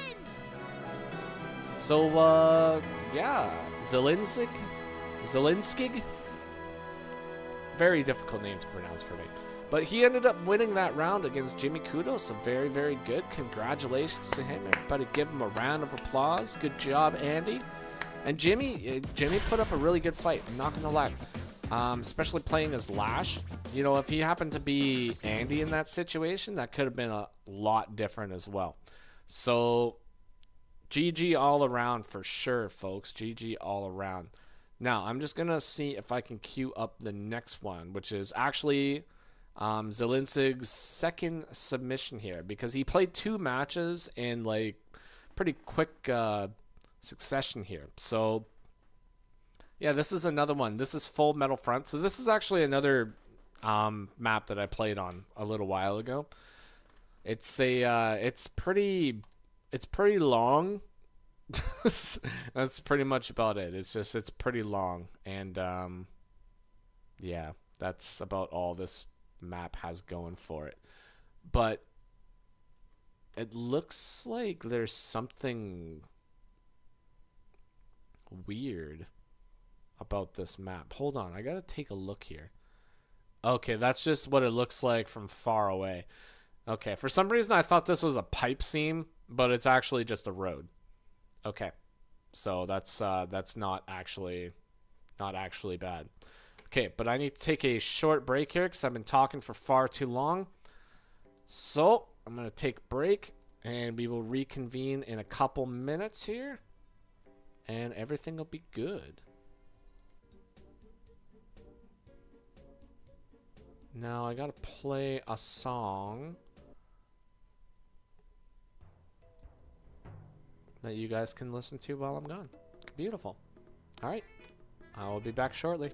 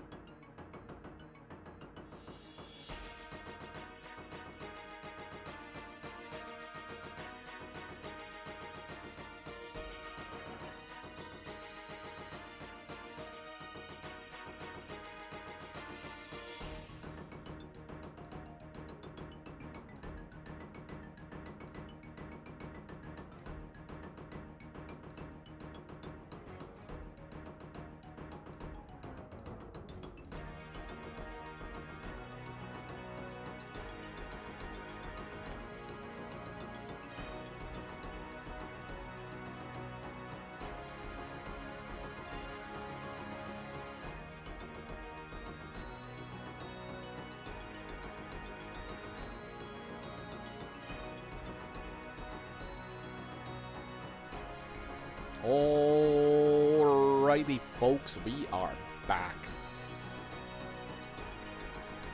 Edmonton punches their ticket. Let's go, Edmonton!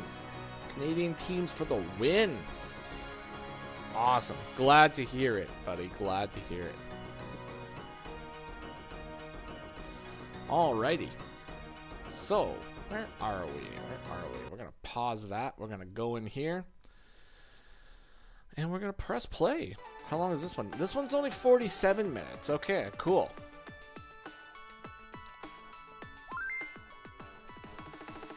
Eagle versus Sammy on Full Metal Front. This is this is kind of an interesting battle here. Battle of lovers.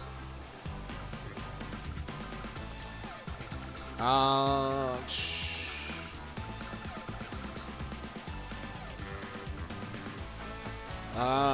know what? I'm gonna probably say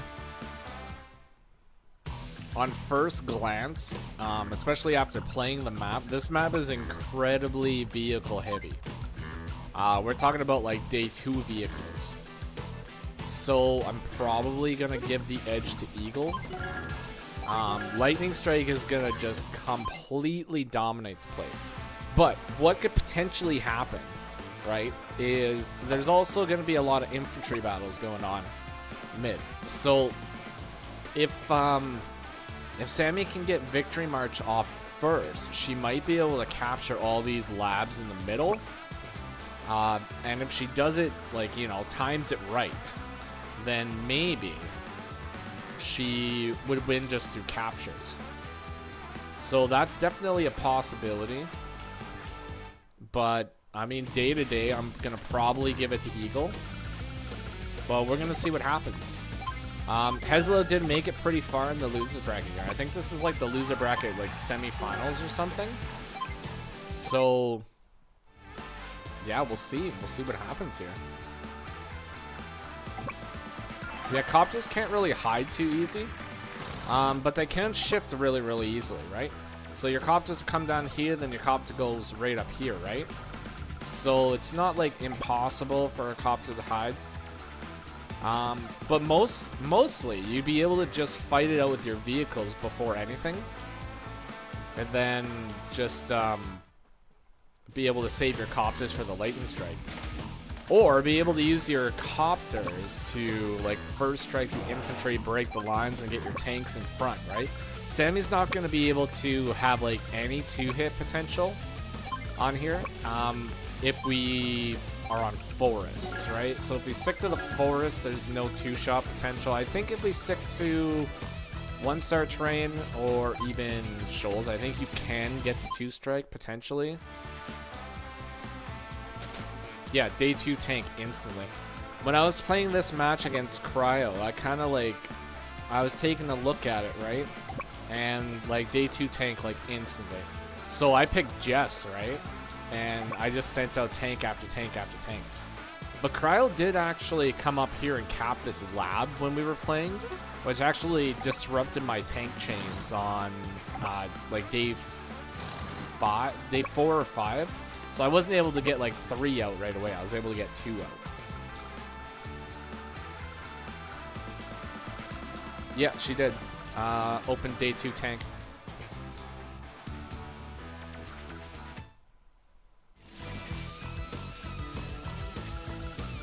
And this map is actually laid out kind of weird because on Orange Star's side, they have this property right away.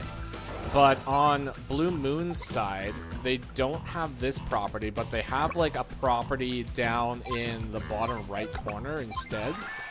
So it's like a weird, yeah, this one right here. So this is like a weird little skip that they have to do. It's like one side has to cap the middle property, the other side can like skip this property instead. So it is like a little oddly balanced. And also Sammy built the tank out of the far side, which don't super agree with. I think you have to get the tank out of the frontmost property every single time in order to effectively put your chain out, but I mean, this does get your infantry a little bit closer to the front line, which is okay. I think for the most part, though, tanks are going to be able to take the infantry down to, I think, 3 every single time. So it's going to make the captures a little bit more difficult. Not really digging that move too much.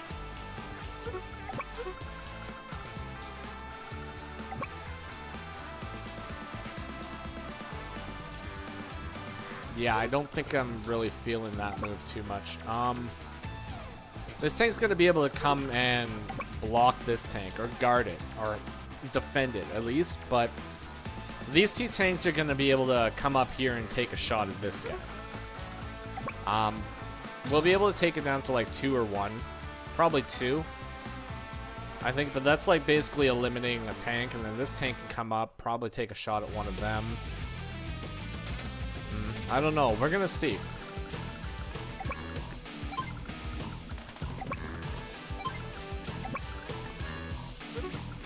This is a tough call. Yeah, I thought that was gonna happen. Yeah. So we basically take a tank out of the equation like super early. 1, 2, 3, 4, 5, 6, and we have this tank to block. It's gonna be impossible for that tank to come up and take a shot here. Definitely not a great play putting the tank that close. We definitely need to play a little bit more of a stall game right there. Yeah, bad trade spot for sure.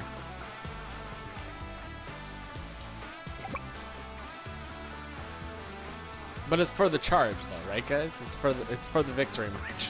That's what it's for. It's all good. Don't worry. Don't worry. We're gonna get that victory march.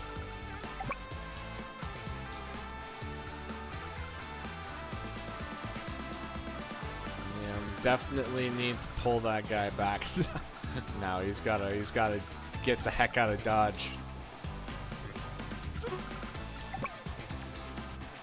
1, 2, 3, 4, 5, 6.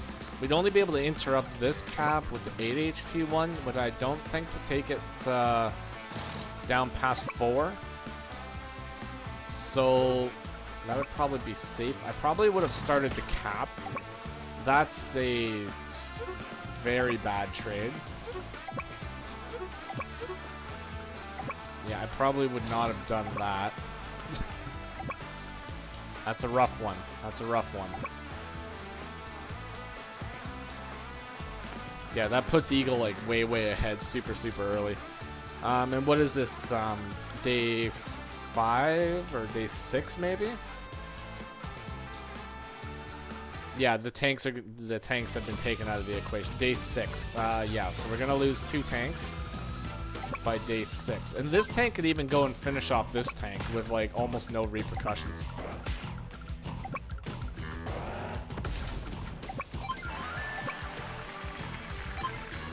And that just leaves Eagle open to go and get more caps. You know what? Actually, Eagle for this tier probably maybe the best CO for this tier for this map. And the thing about this map is it's so one-dimensional. Like there's only one direction you can go, and it's pretty much just forward. So the more vehicles you have in the center, the more likely you are to be able to win overall. Early anti-air build, not a bad idea, I guess. So just planning for air units a little bit early by the looks of it here. I mean, anti-air is going to be able to break those infantry walls super easy too.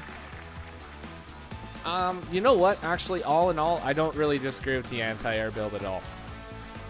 Considering that we actually already took 2 tanks out of the equation, I think it's perfectly fine. It might be a little bit early, but the fact that we have 4 tanks on the field, well, maybe 3 because 2 of them are injured, right? So I'm gonna count those as 1, but I don't think it's like too bad. Yeah, the AA is going to be able to break the infantry. It's going to be able to guarantee that we stop those caps as well.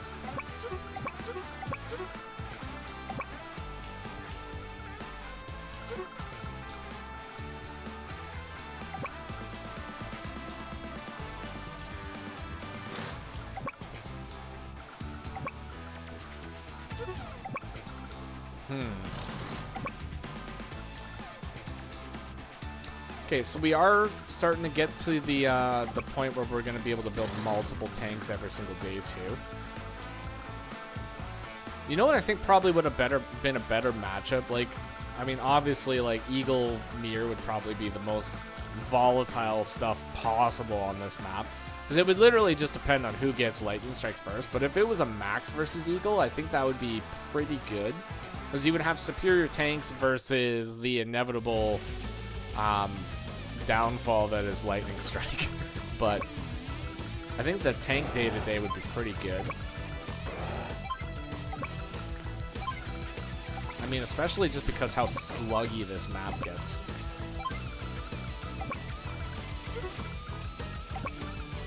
I think this is a pretty smart play, so we're not planning on pushing into this section here. Healing up our tanks right now, that's definitely going to give us an advantage later on when it comes to Lightning Strike. Capping this airport, then getting probably like 1 or 2 battle copters, I think, on the field would be perfectly fine. I don't think you really want to go too much more than that. Well, I mean, technically, like, since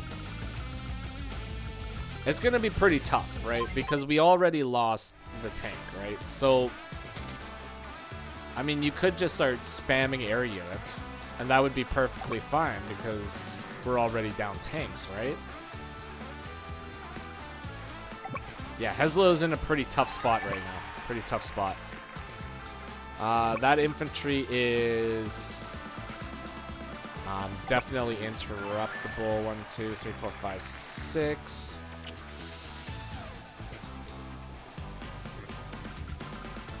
It's even more interruptible too. Anti-air from the forest, infantry from the road, infantry goes to cap. I think that could be a pretty good play. 1, 2, 3. Yeah, we only have 2 units potentially to break into that section. So yeah, it's looking, it's pretty rough. Yeah, that would be a guaranteed kill too.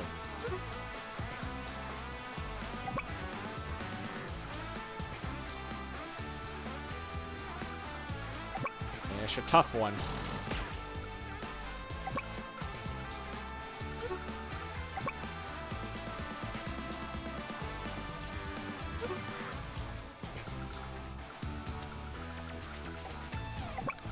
That's actually this one's actually kind of an unfortunate move too. We don't have enough blockers at the moment. We only have a tank to block this artillery. And 1, 2, 3, 4, 5, 6. 1, 2, 3, 4, 5, 6.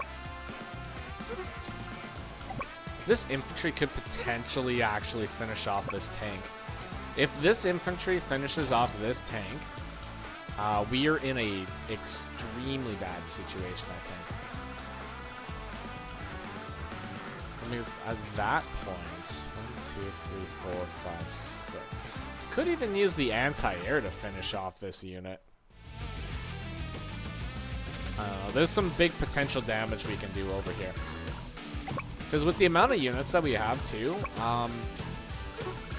taking a hit from our artillery is not really that bad. Because we can hit the artillery, we can take out a tank, or at least almost guaranteed that we take out a tank, and maybe even hit another tank.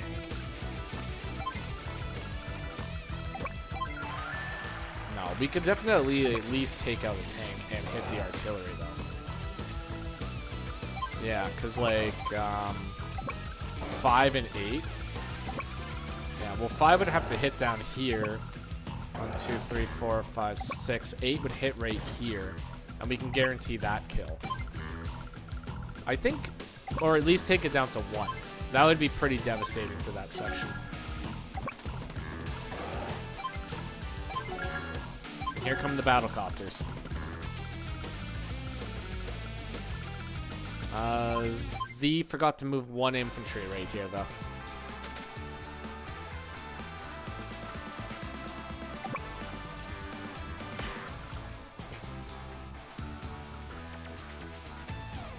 Mm, 20%, so we could potentially take this guy out with like a 2-shot, but...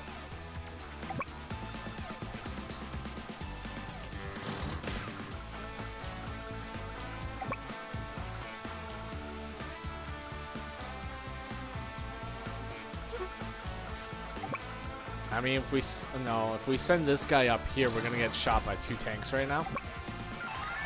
So that anti-air is basically taken out of commission. That anti-air is actually the only defense that we have against the battlecopters too. So pushing it up that far is very risky of a move. Neo tank is super bold and super stinky. It is going to be able to come up here and do a lot of damage to these frontline units, but Neotank can also be countered fairly easily with a little bit of artillery play and possibly some battlecopter movements as well. But we are already down quite a few tanks, right? So, I mean, we do need to make some pretty drastic plays.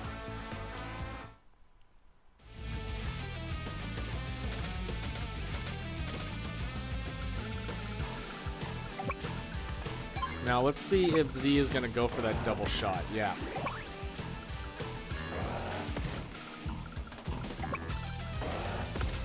Yep. There goes an anti-air. That's a pretty risky one.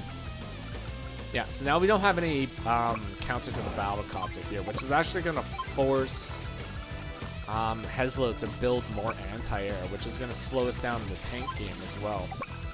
Now, when it comes to properties, properties are looking okay. They're just about pretty close to being even. Once we cap this one, we're going to be a little bit ahead over on the Blue Moon side. Victory March is still definitely potentially a thing, but 1, 2, 3, 4, 5, 6, 7, 8, 9 vehicles to 3. So 9 vehicles to 3 right.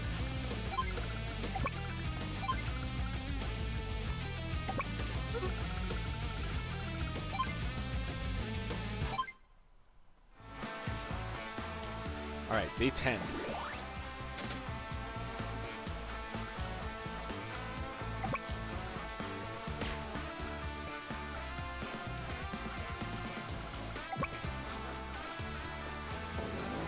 Yeah, gotta get that stinky Neo tank up there.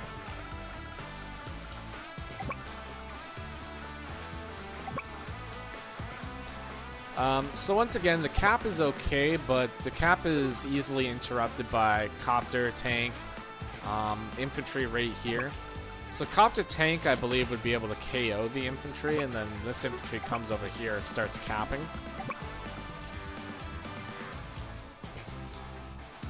This tank is easily countered by these tanks up here. So anti-air would probably pull back and get a little bit of healing, I think. Anti-air actually could potentially go up and attack this, but I don't know if that would result in taking it down to 3 HP or not.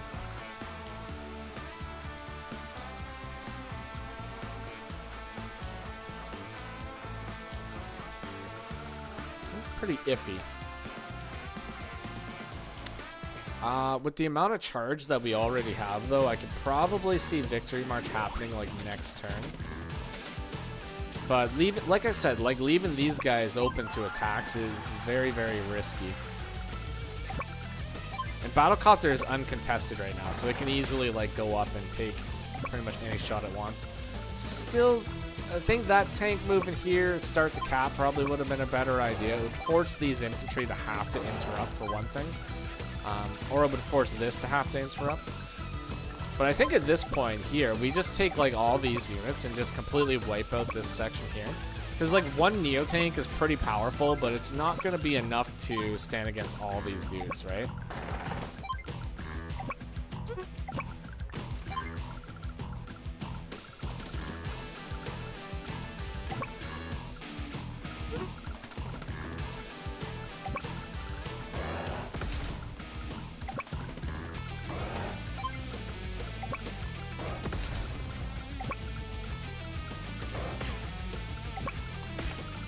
So not really much point in interrupting this cap for sure. So I agree with like these attacks here.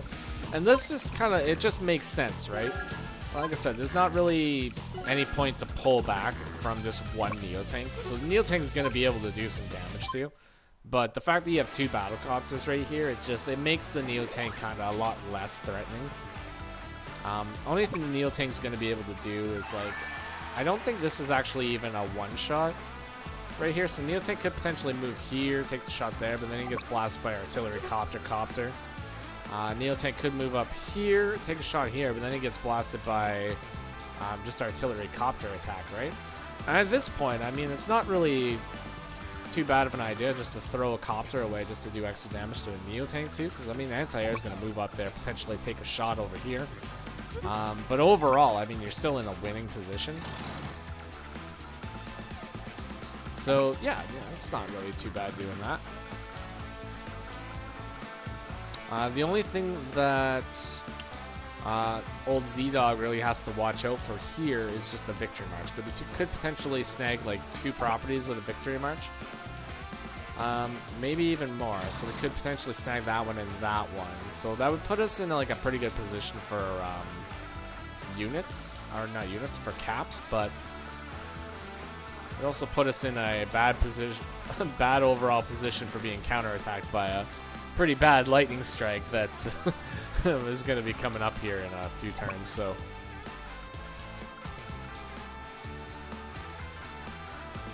yeah, so it doesn't look like we're going to be able, I mean, if we're going to attack, like, yeah, Neil from the city is probably the best choice. Still gonna be blasted down pretty hard here,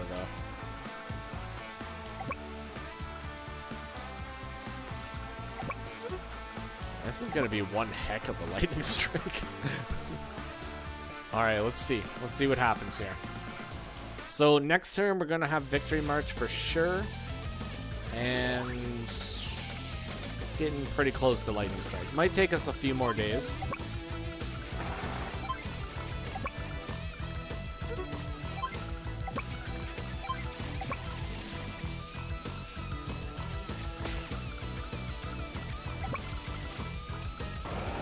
Oh, and we have the Anti-Air open to a tank shot. Ooh. A rough old tank shot. Oh, unfortunate. Unfortunate.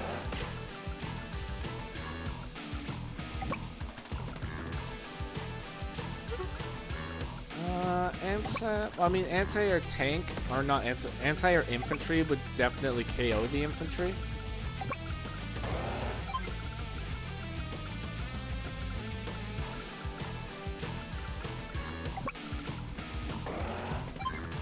I mean, it looks like he's just setting up for lightning strike at this point.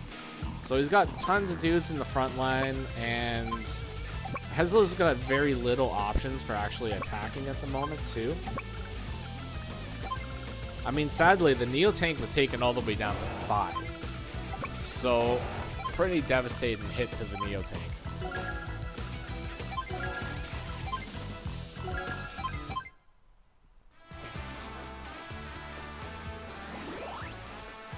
Alright, so how many properties can we get with Victory March? 1, 2, 3. Potentially, maybe 4 properties. Oh, wait. Okay. Hold on. We can grab that. 1, 2. We can grab 3, 4.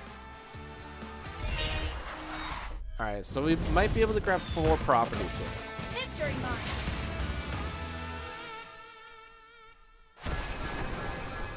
Maybe, no, yeah, okay, so definitely 4. 4 is the number that I'm seeing here.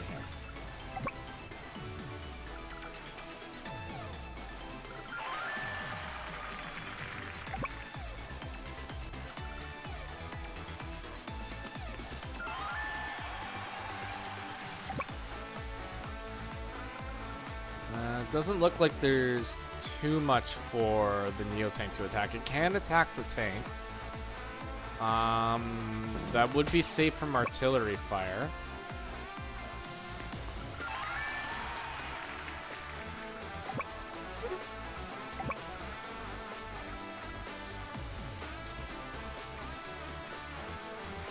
that would be property number 4. So we get 4 properties, so that's okay.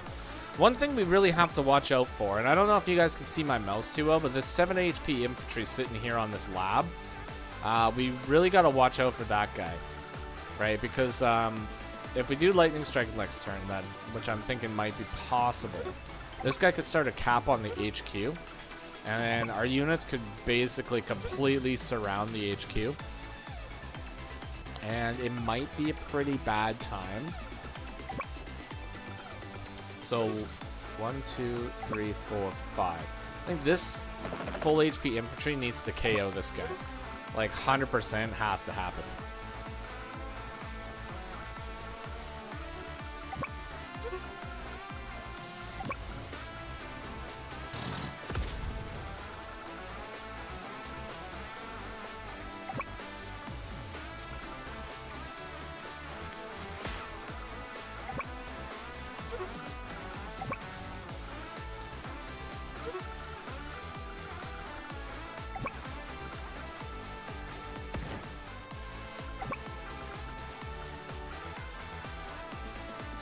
Mm, 27% isn't worth it. Definitely go for the interrupt.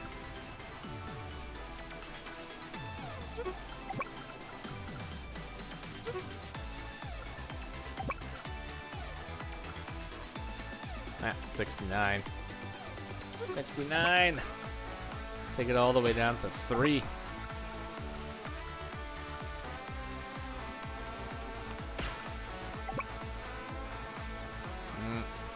Kind of disagree with the attacking of the old dude right there, the old artillery.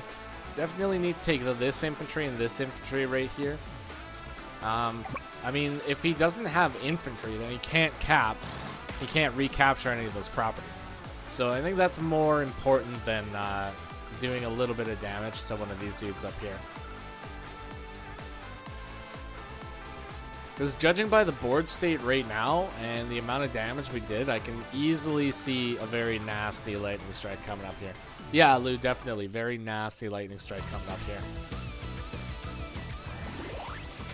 Oh yeah, we're less than a bar. That's like maybe 7k. Yeah, easy. Easy lightning strike coming up here.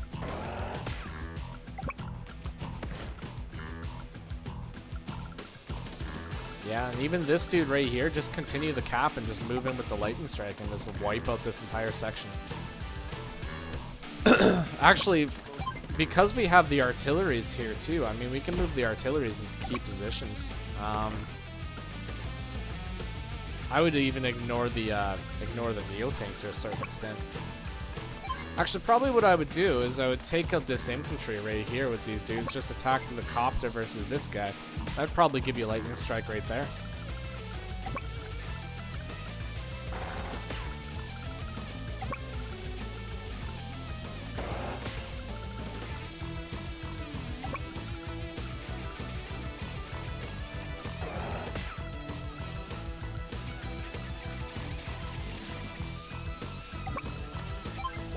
Yeah, capping that HQ. That's what I thought.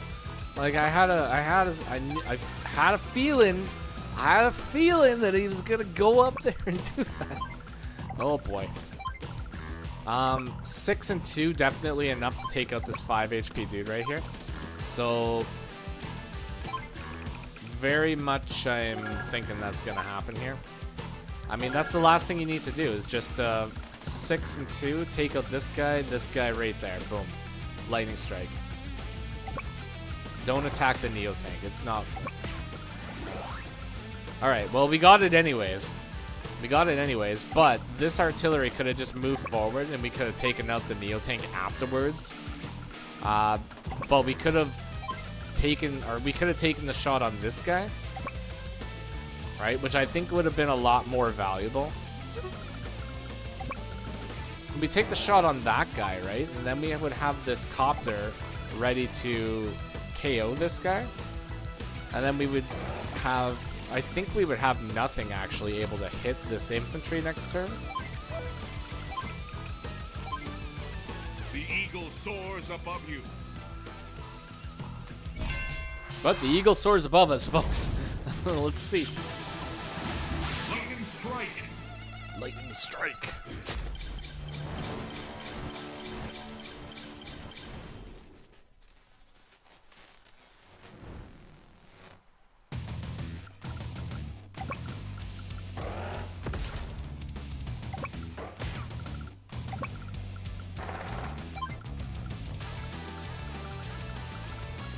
Now, is this copter in position? 1, 2, 3, 4, 5, 6. Okay, we're still in position to attack this guy.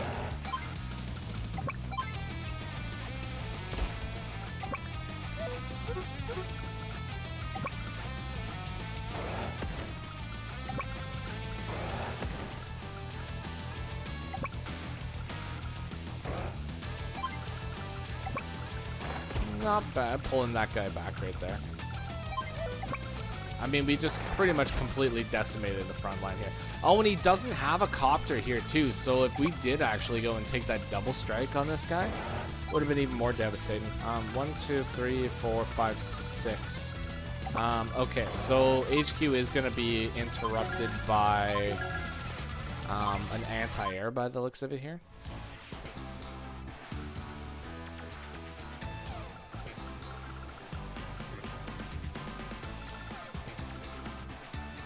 This tank would interrupt too. 1, 2, 3, 4, 5, 6. No, tank can't interrupt, but anti-air can. 2, 3, 4, 5, 6. Yeah, so we're gonna interrupt that for sure.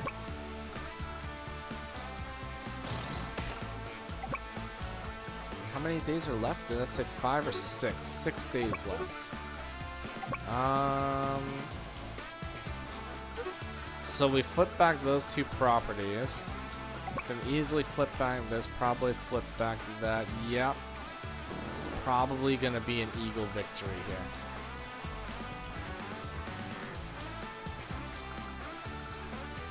I mean, at this point, you just have to just slowly move everything forward. That's pretty much it. Put all your guys in the front line, back them up by the artillery, and you're good to go.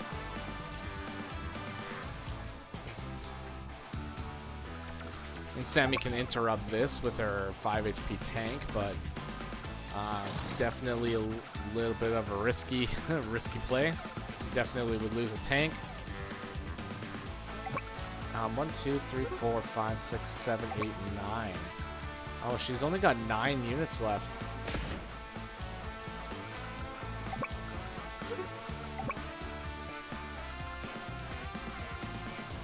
Yeah, so only 9 units left on the field too as well. Versus like, what is this? 1, 2, 3, 4, 5, 6, 7, 8, 9, 10, 11, 12, 13, 14, 15, 16, 17, 18. What is it? 19, 20, 20. Like, well over 20 units. Pushing like 25 units by the looks of it here. Another Neo tank on the field.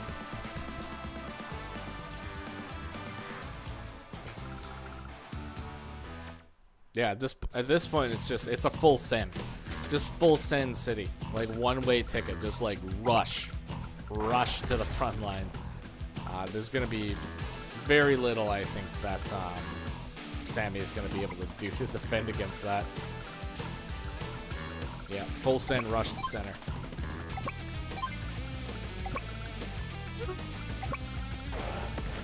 I mean, all you have to do is you just have to protect your capping infantry. That's it.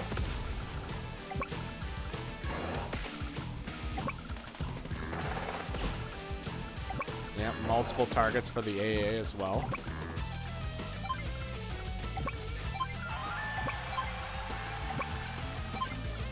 I mean, as long as we bring the artillery down to guard the front lines, like over here, then we're good to go. 1, 2, 3, 4, 5, 6. Neo could blast this guy.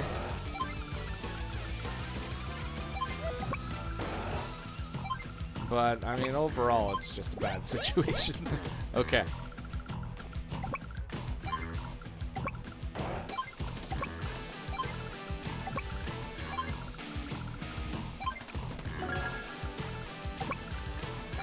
Eagle going through some heavy repair costs, though.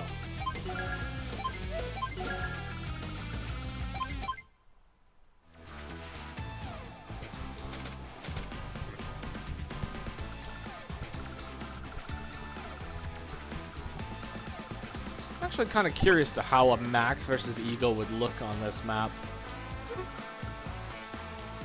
I would still probably give it to Eagle. Because, like, once it gets down to it, like, Lightning Strike is just gonna be a bad time for our old friend Max. But he might be able to win day to day. I mean, with a really well-timed power, and you could take out the vast majority of Eagle's units, so there is potential there.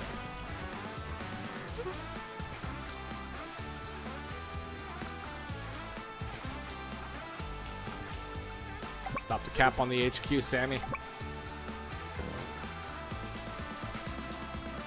And Neil Tank's not running far enough. Copter Tank will be able to finish that off, like 100% guaranteed. Copter might finish it off on its own, but I don't think it would be just enough damage.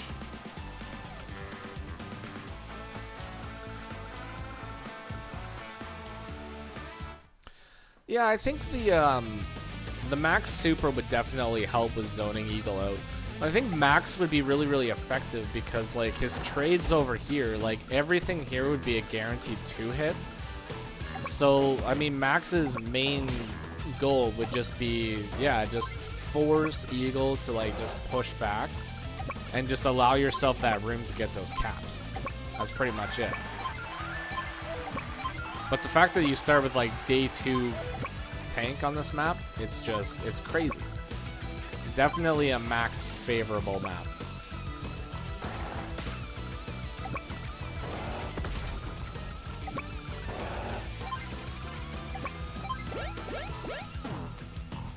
It's okay, David.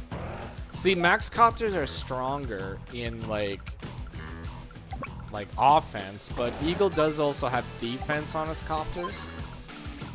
So it kind of cancels out, like, a little bit. I would say, like, overall, Eagle's Copters are technically a little bit stronger with the defense. But I mean, Max is just, he's Max, man. He just hits you like a truck. So, I mean, when it comes down to it, it's all about the first strikes. And Max has a much more potential for getting those first strikes. But Eagle has potential for using these artillery, right? So, like, see, like, a situation like this where you got lots of artillery might be more difficult for Max to, like, push up into that.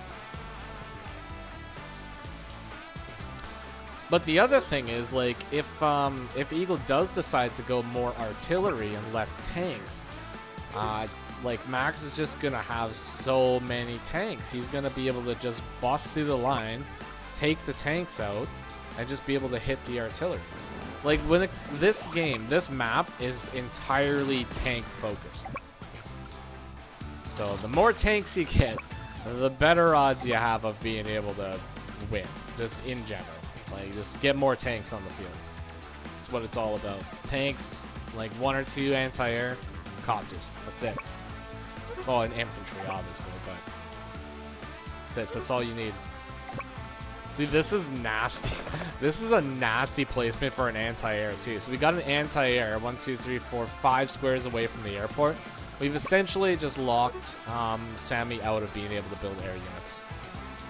Roll, tanks, roll! Exactly. Exactly.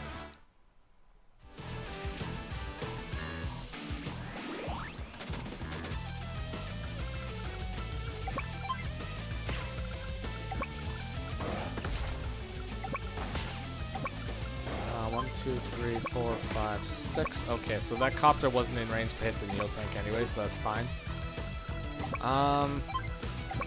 Starting to cap over here. So yeah, we're just pushing, like, really, really far into the territories. Copter could actually potentially come down and finish off the anti-air. Maybe not finish it off. Probably take it down to 1, but essentially just take it, like, out of commission.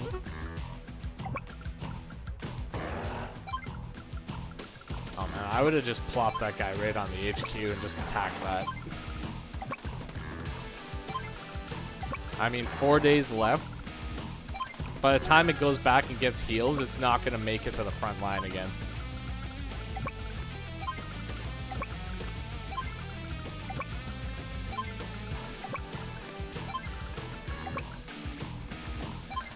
I would say that Eagle's copters are overall better than Max's copters, but it's just like, you know, it's like the argument goes both ways, you know?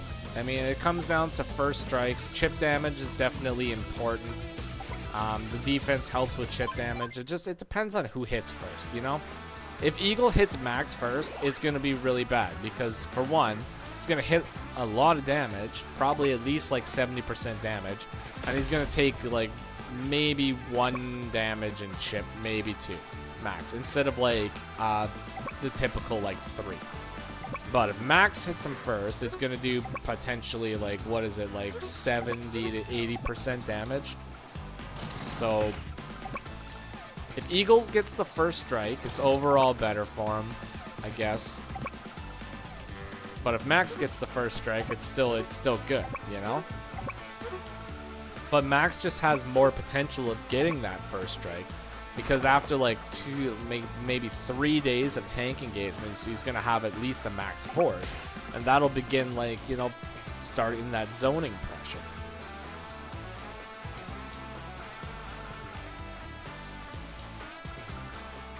But what it's gonna come down to is just whether or not Max can actually do enough damage with that max blast to stop the lightning strike. And that's what it always comes down to with Max versus Eagle battles, you know?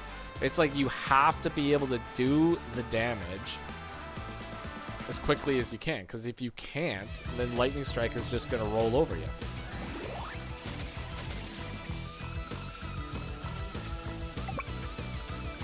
Yeah. Well, in this map, like, you can't, I mean, this game style with the limited days, you can't really stall, because you only get 1 lightning strike. So if you end up stalling for far too long, then you're just going to miss your opportunity to get lightning strike. And if Max zones you out and just gets more properties, then, like, he doesn't even have to destroy your units. He just has to attack your infantry. I mean, once your infantry are down, then you can't get caps, and then, boom, Max wins. So, I mean, at the end of the day, it's really just up to Max to, or it's up to Eagle to be able to make something happen before Max just gets his power, you know? Comes down to the capture games.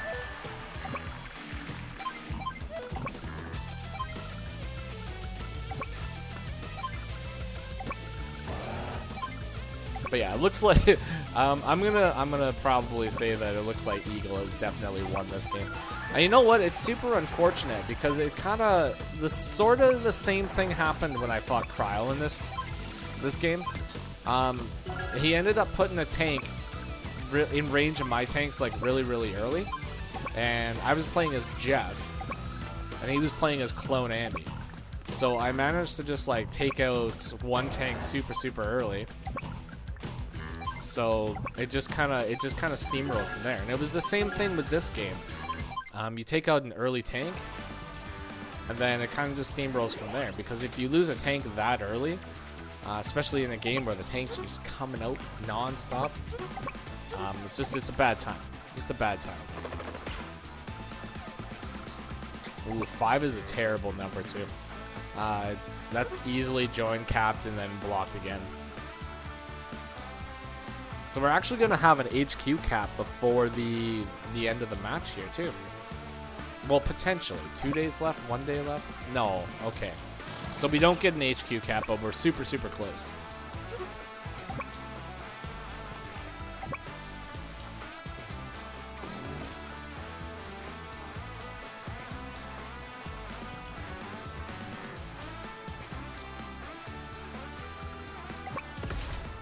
But yeah, Eagle's busted.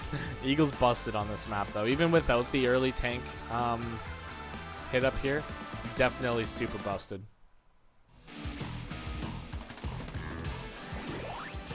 But I never actually tried out Max on this map, so maybe I'll play a couple tester games against myself and see how Max does.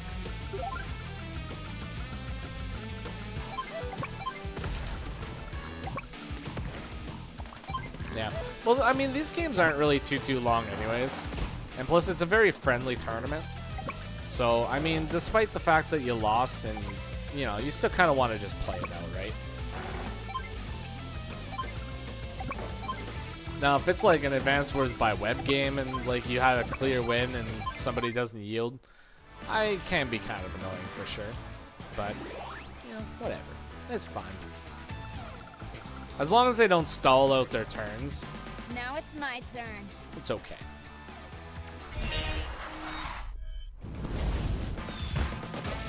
Victory march. But I think Heslo actually had a pretty good...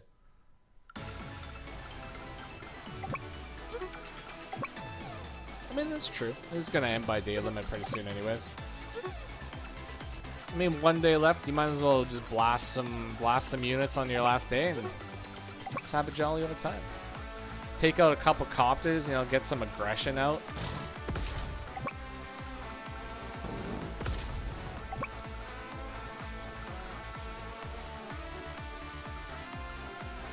Let's see here. I gotta take a look at something. I have the tournament bracket up on my phone here, so let me just take a look and see what it's looking like here.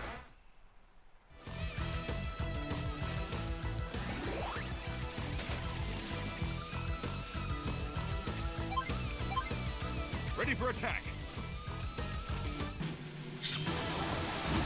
Lightning Oh, drive. okay, cool.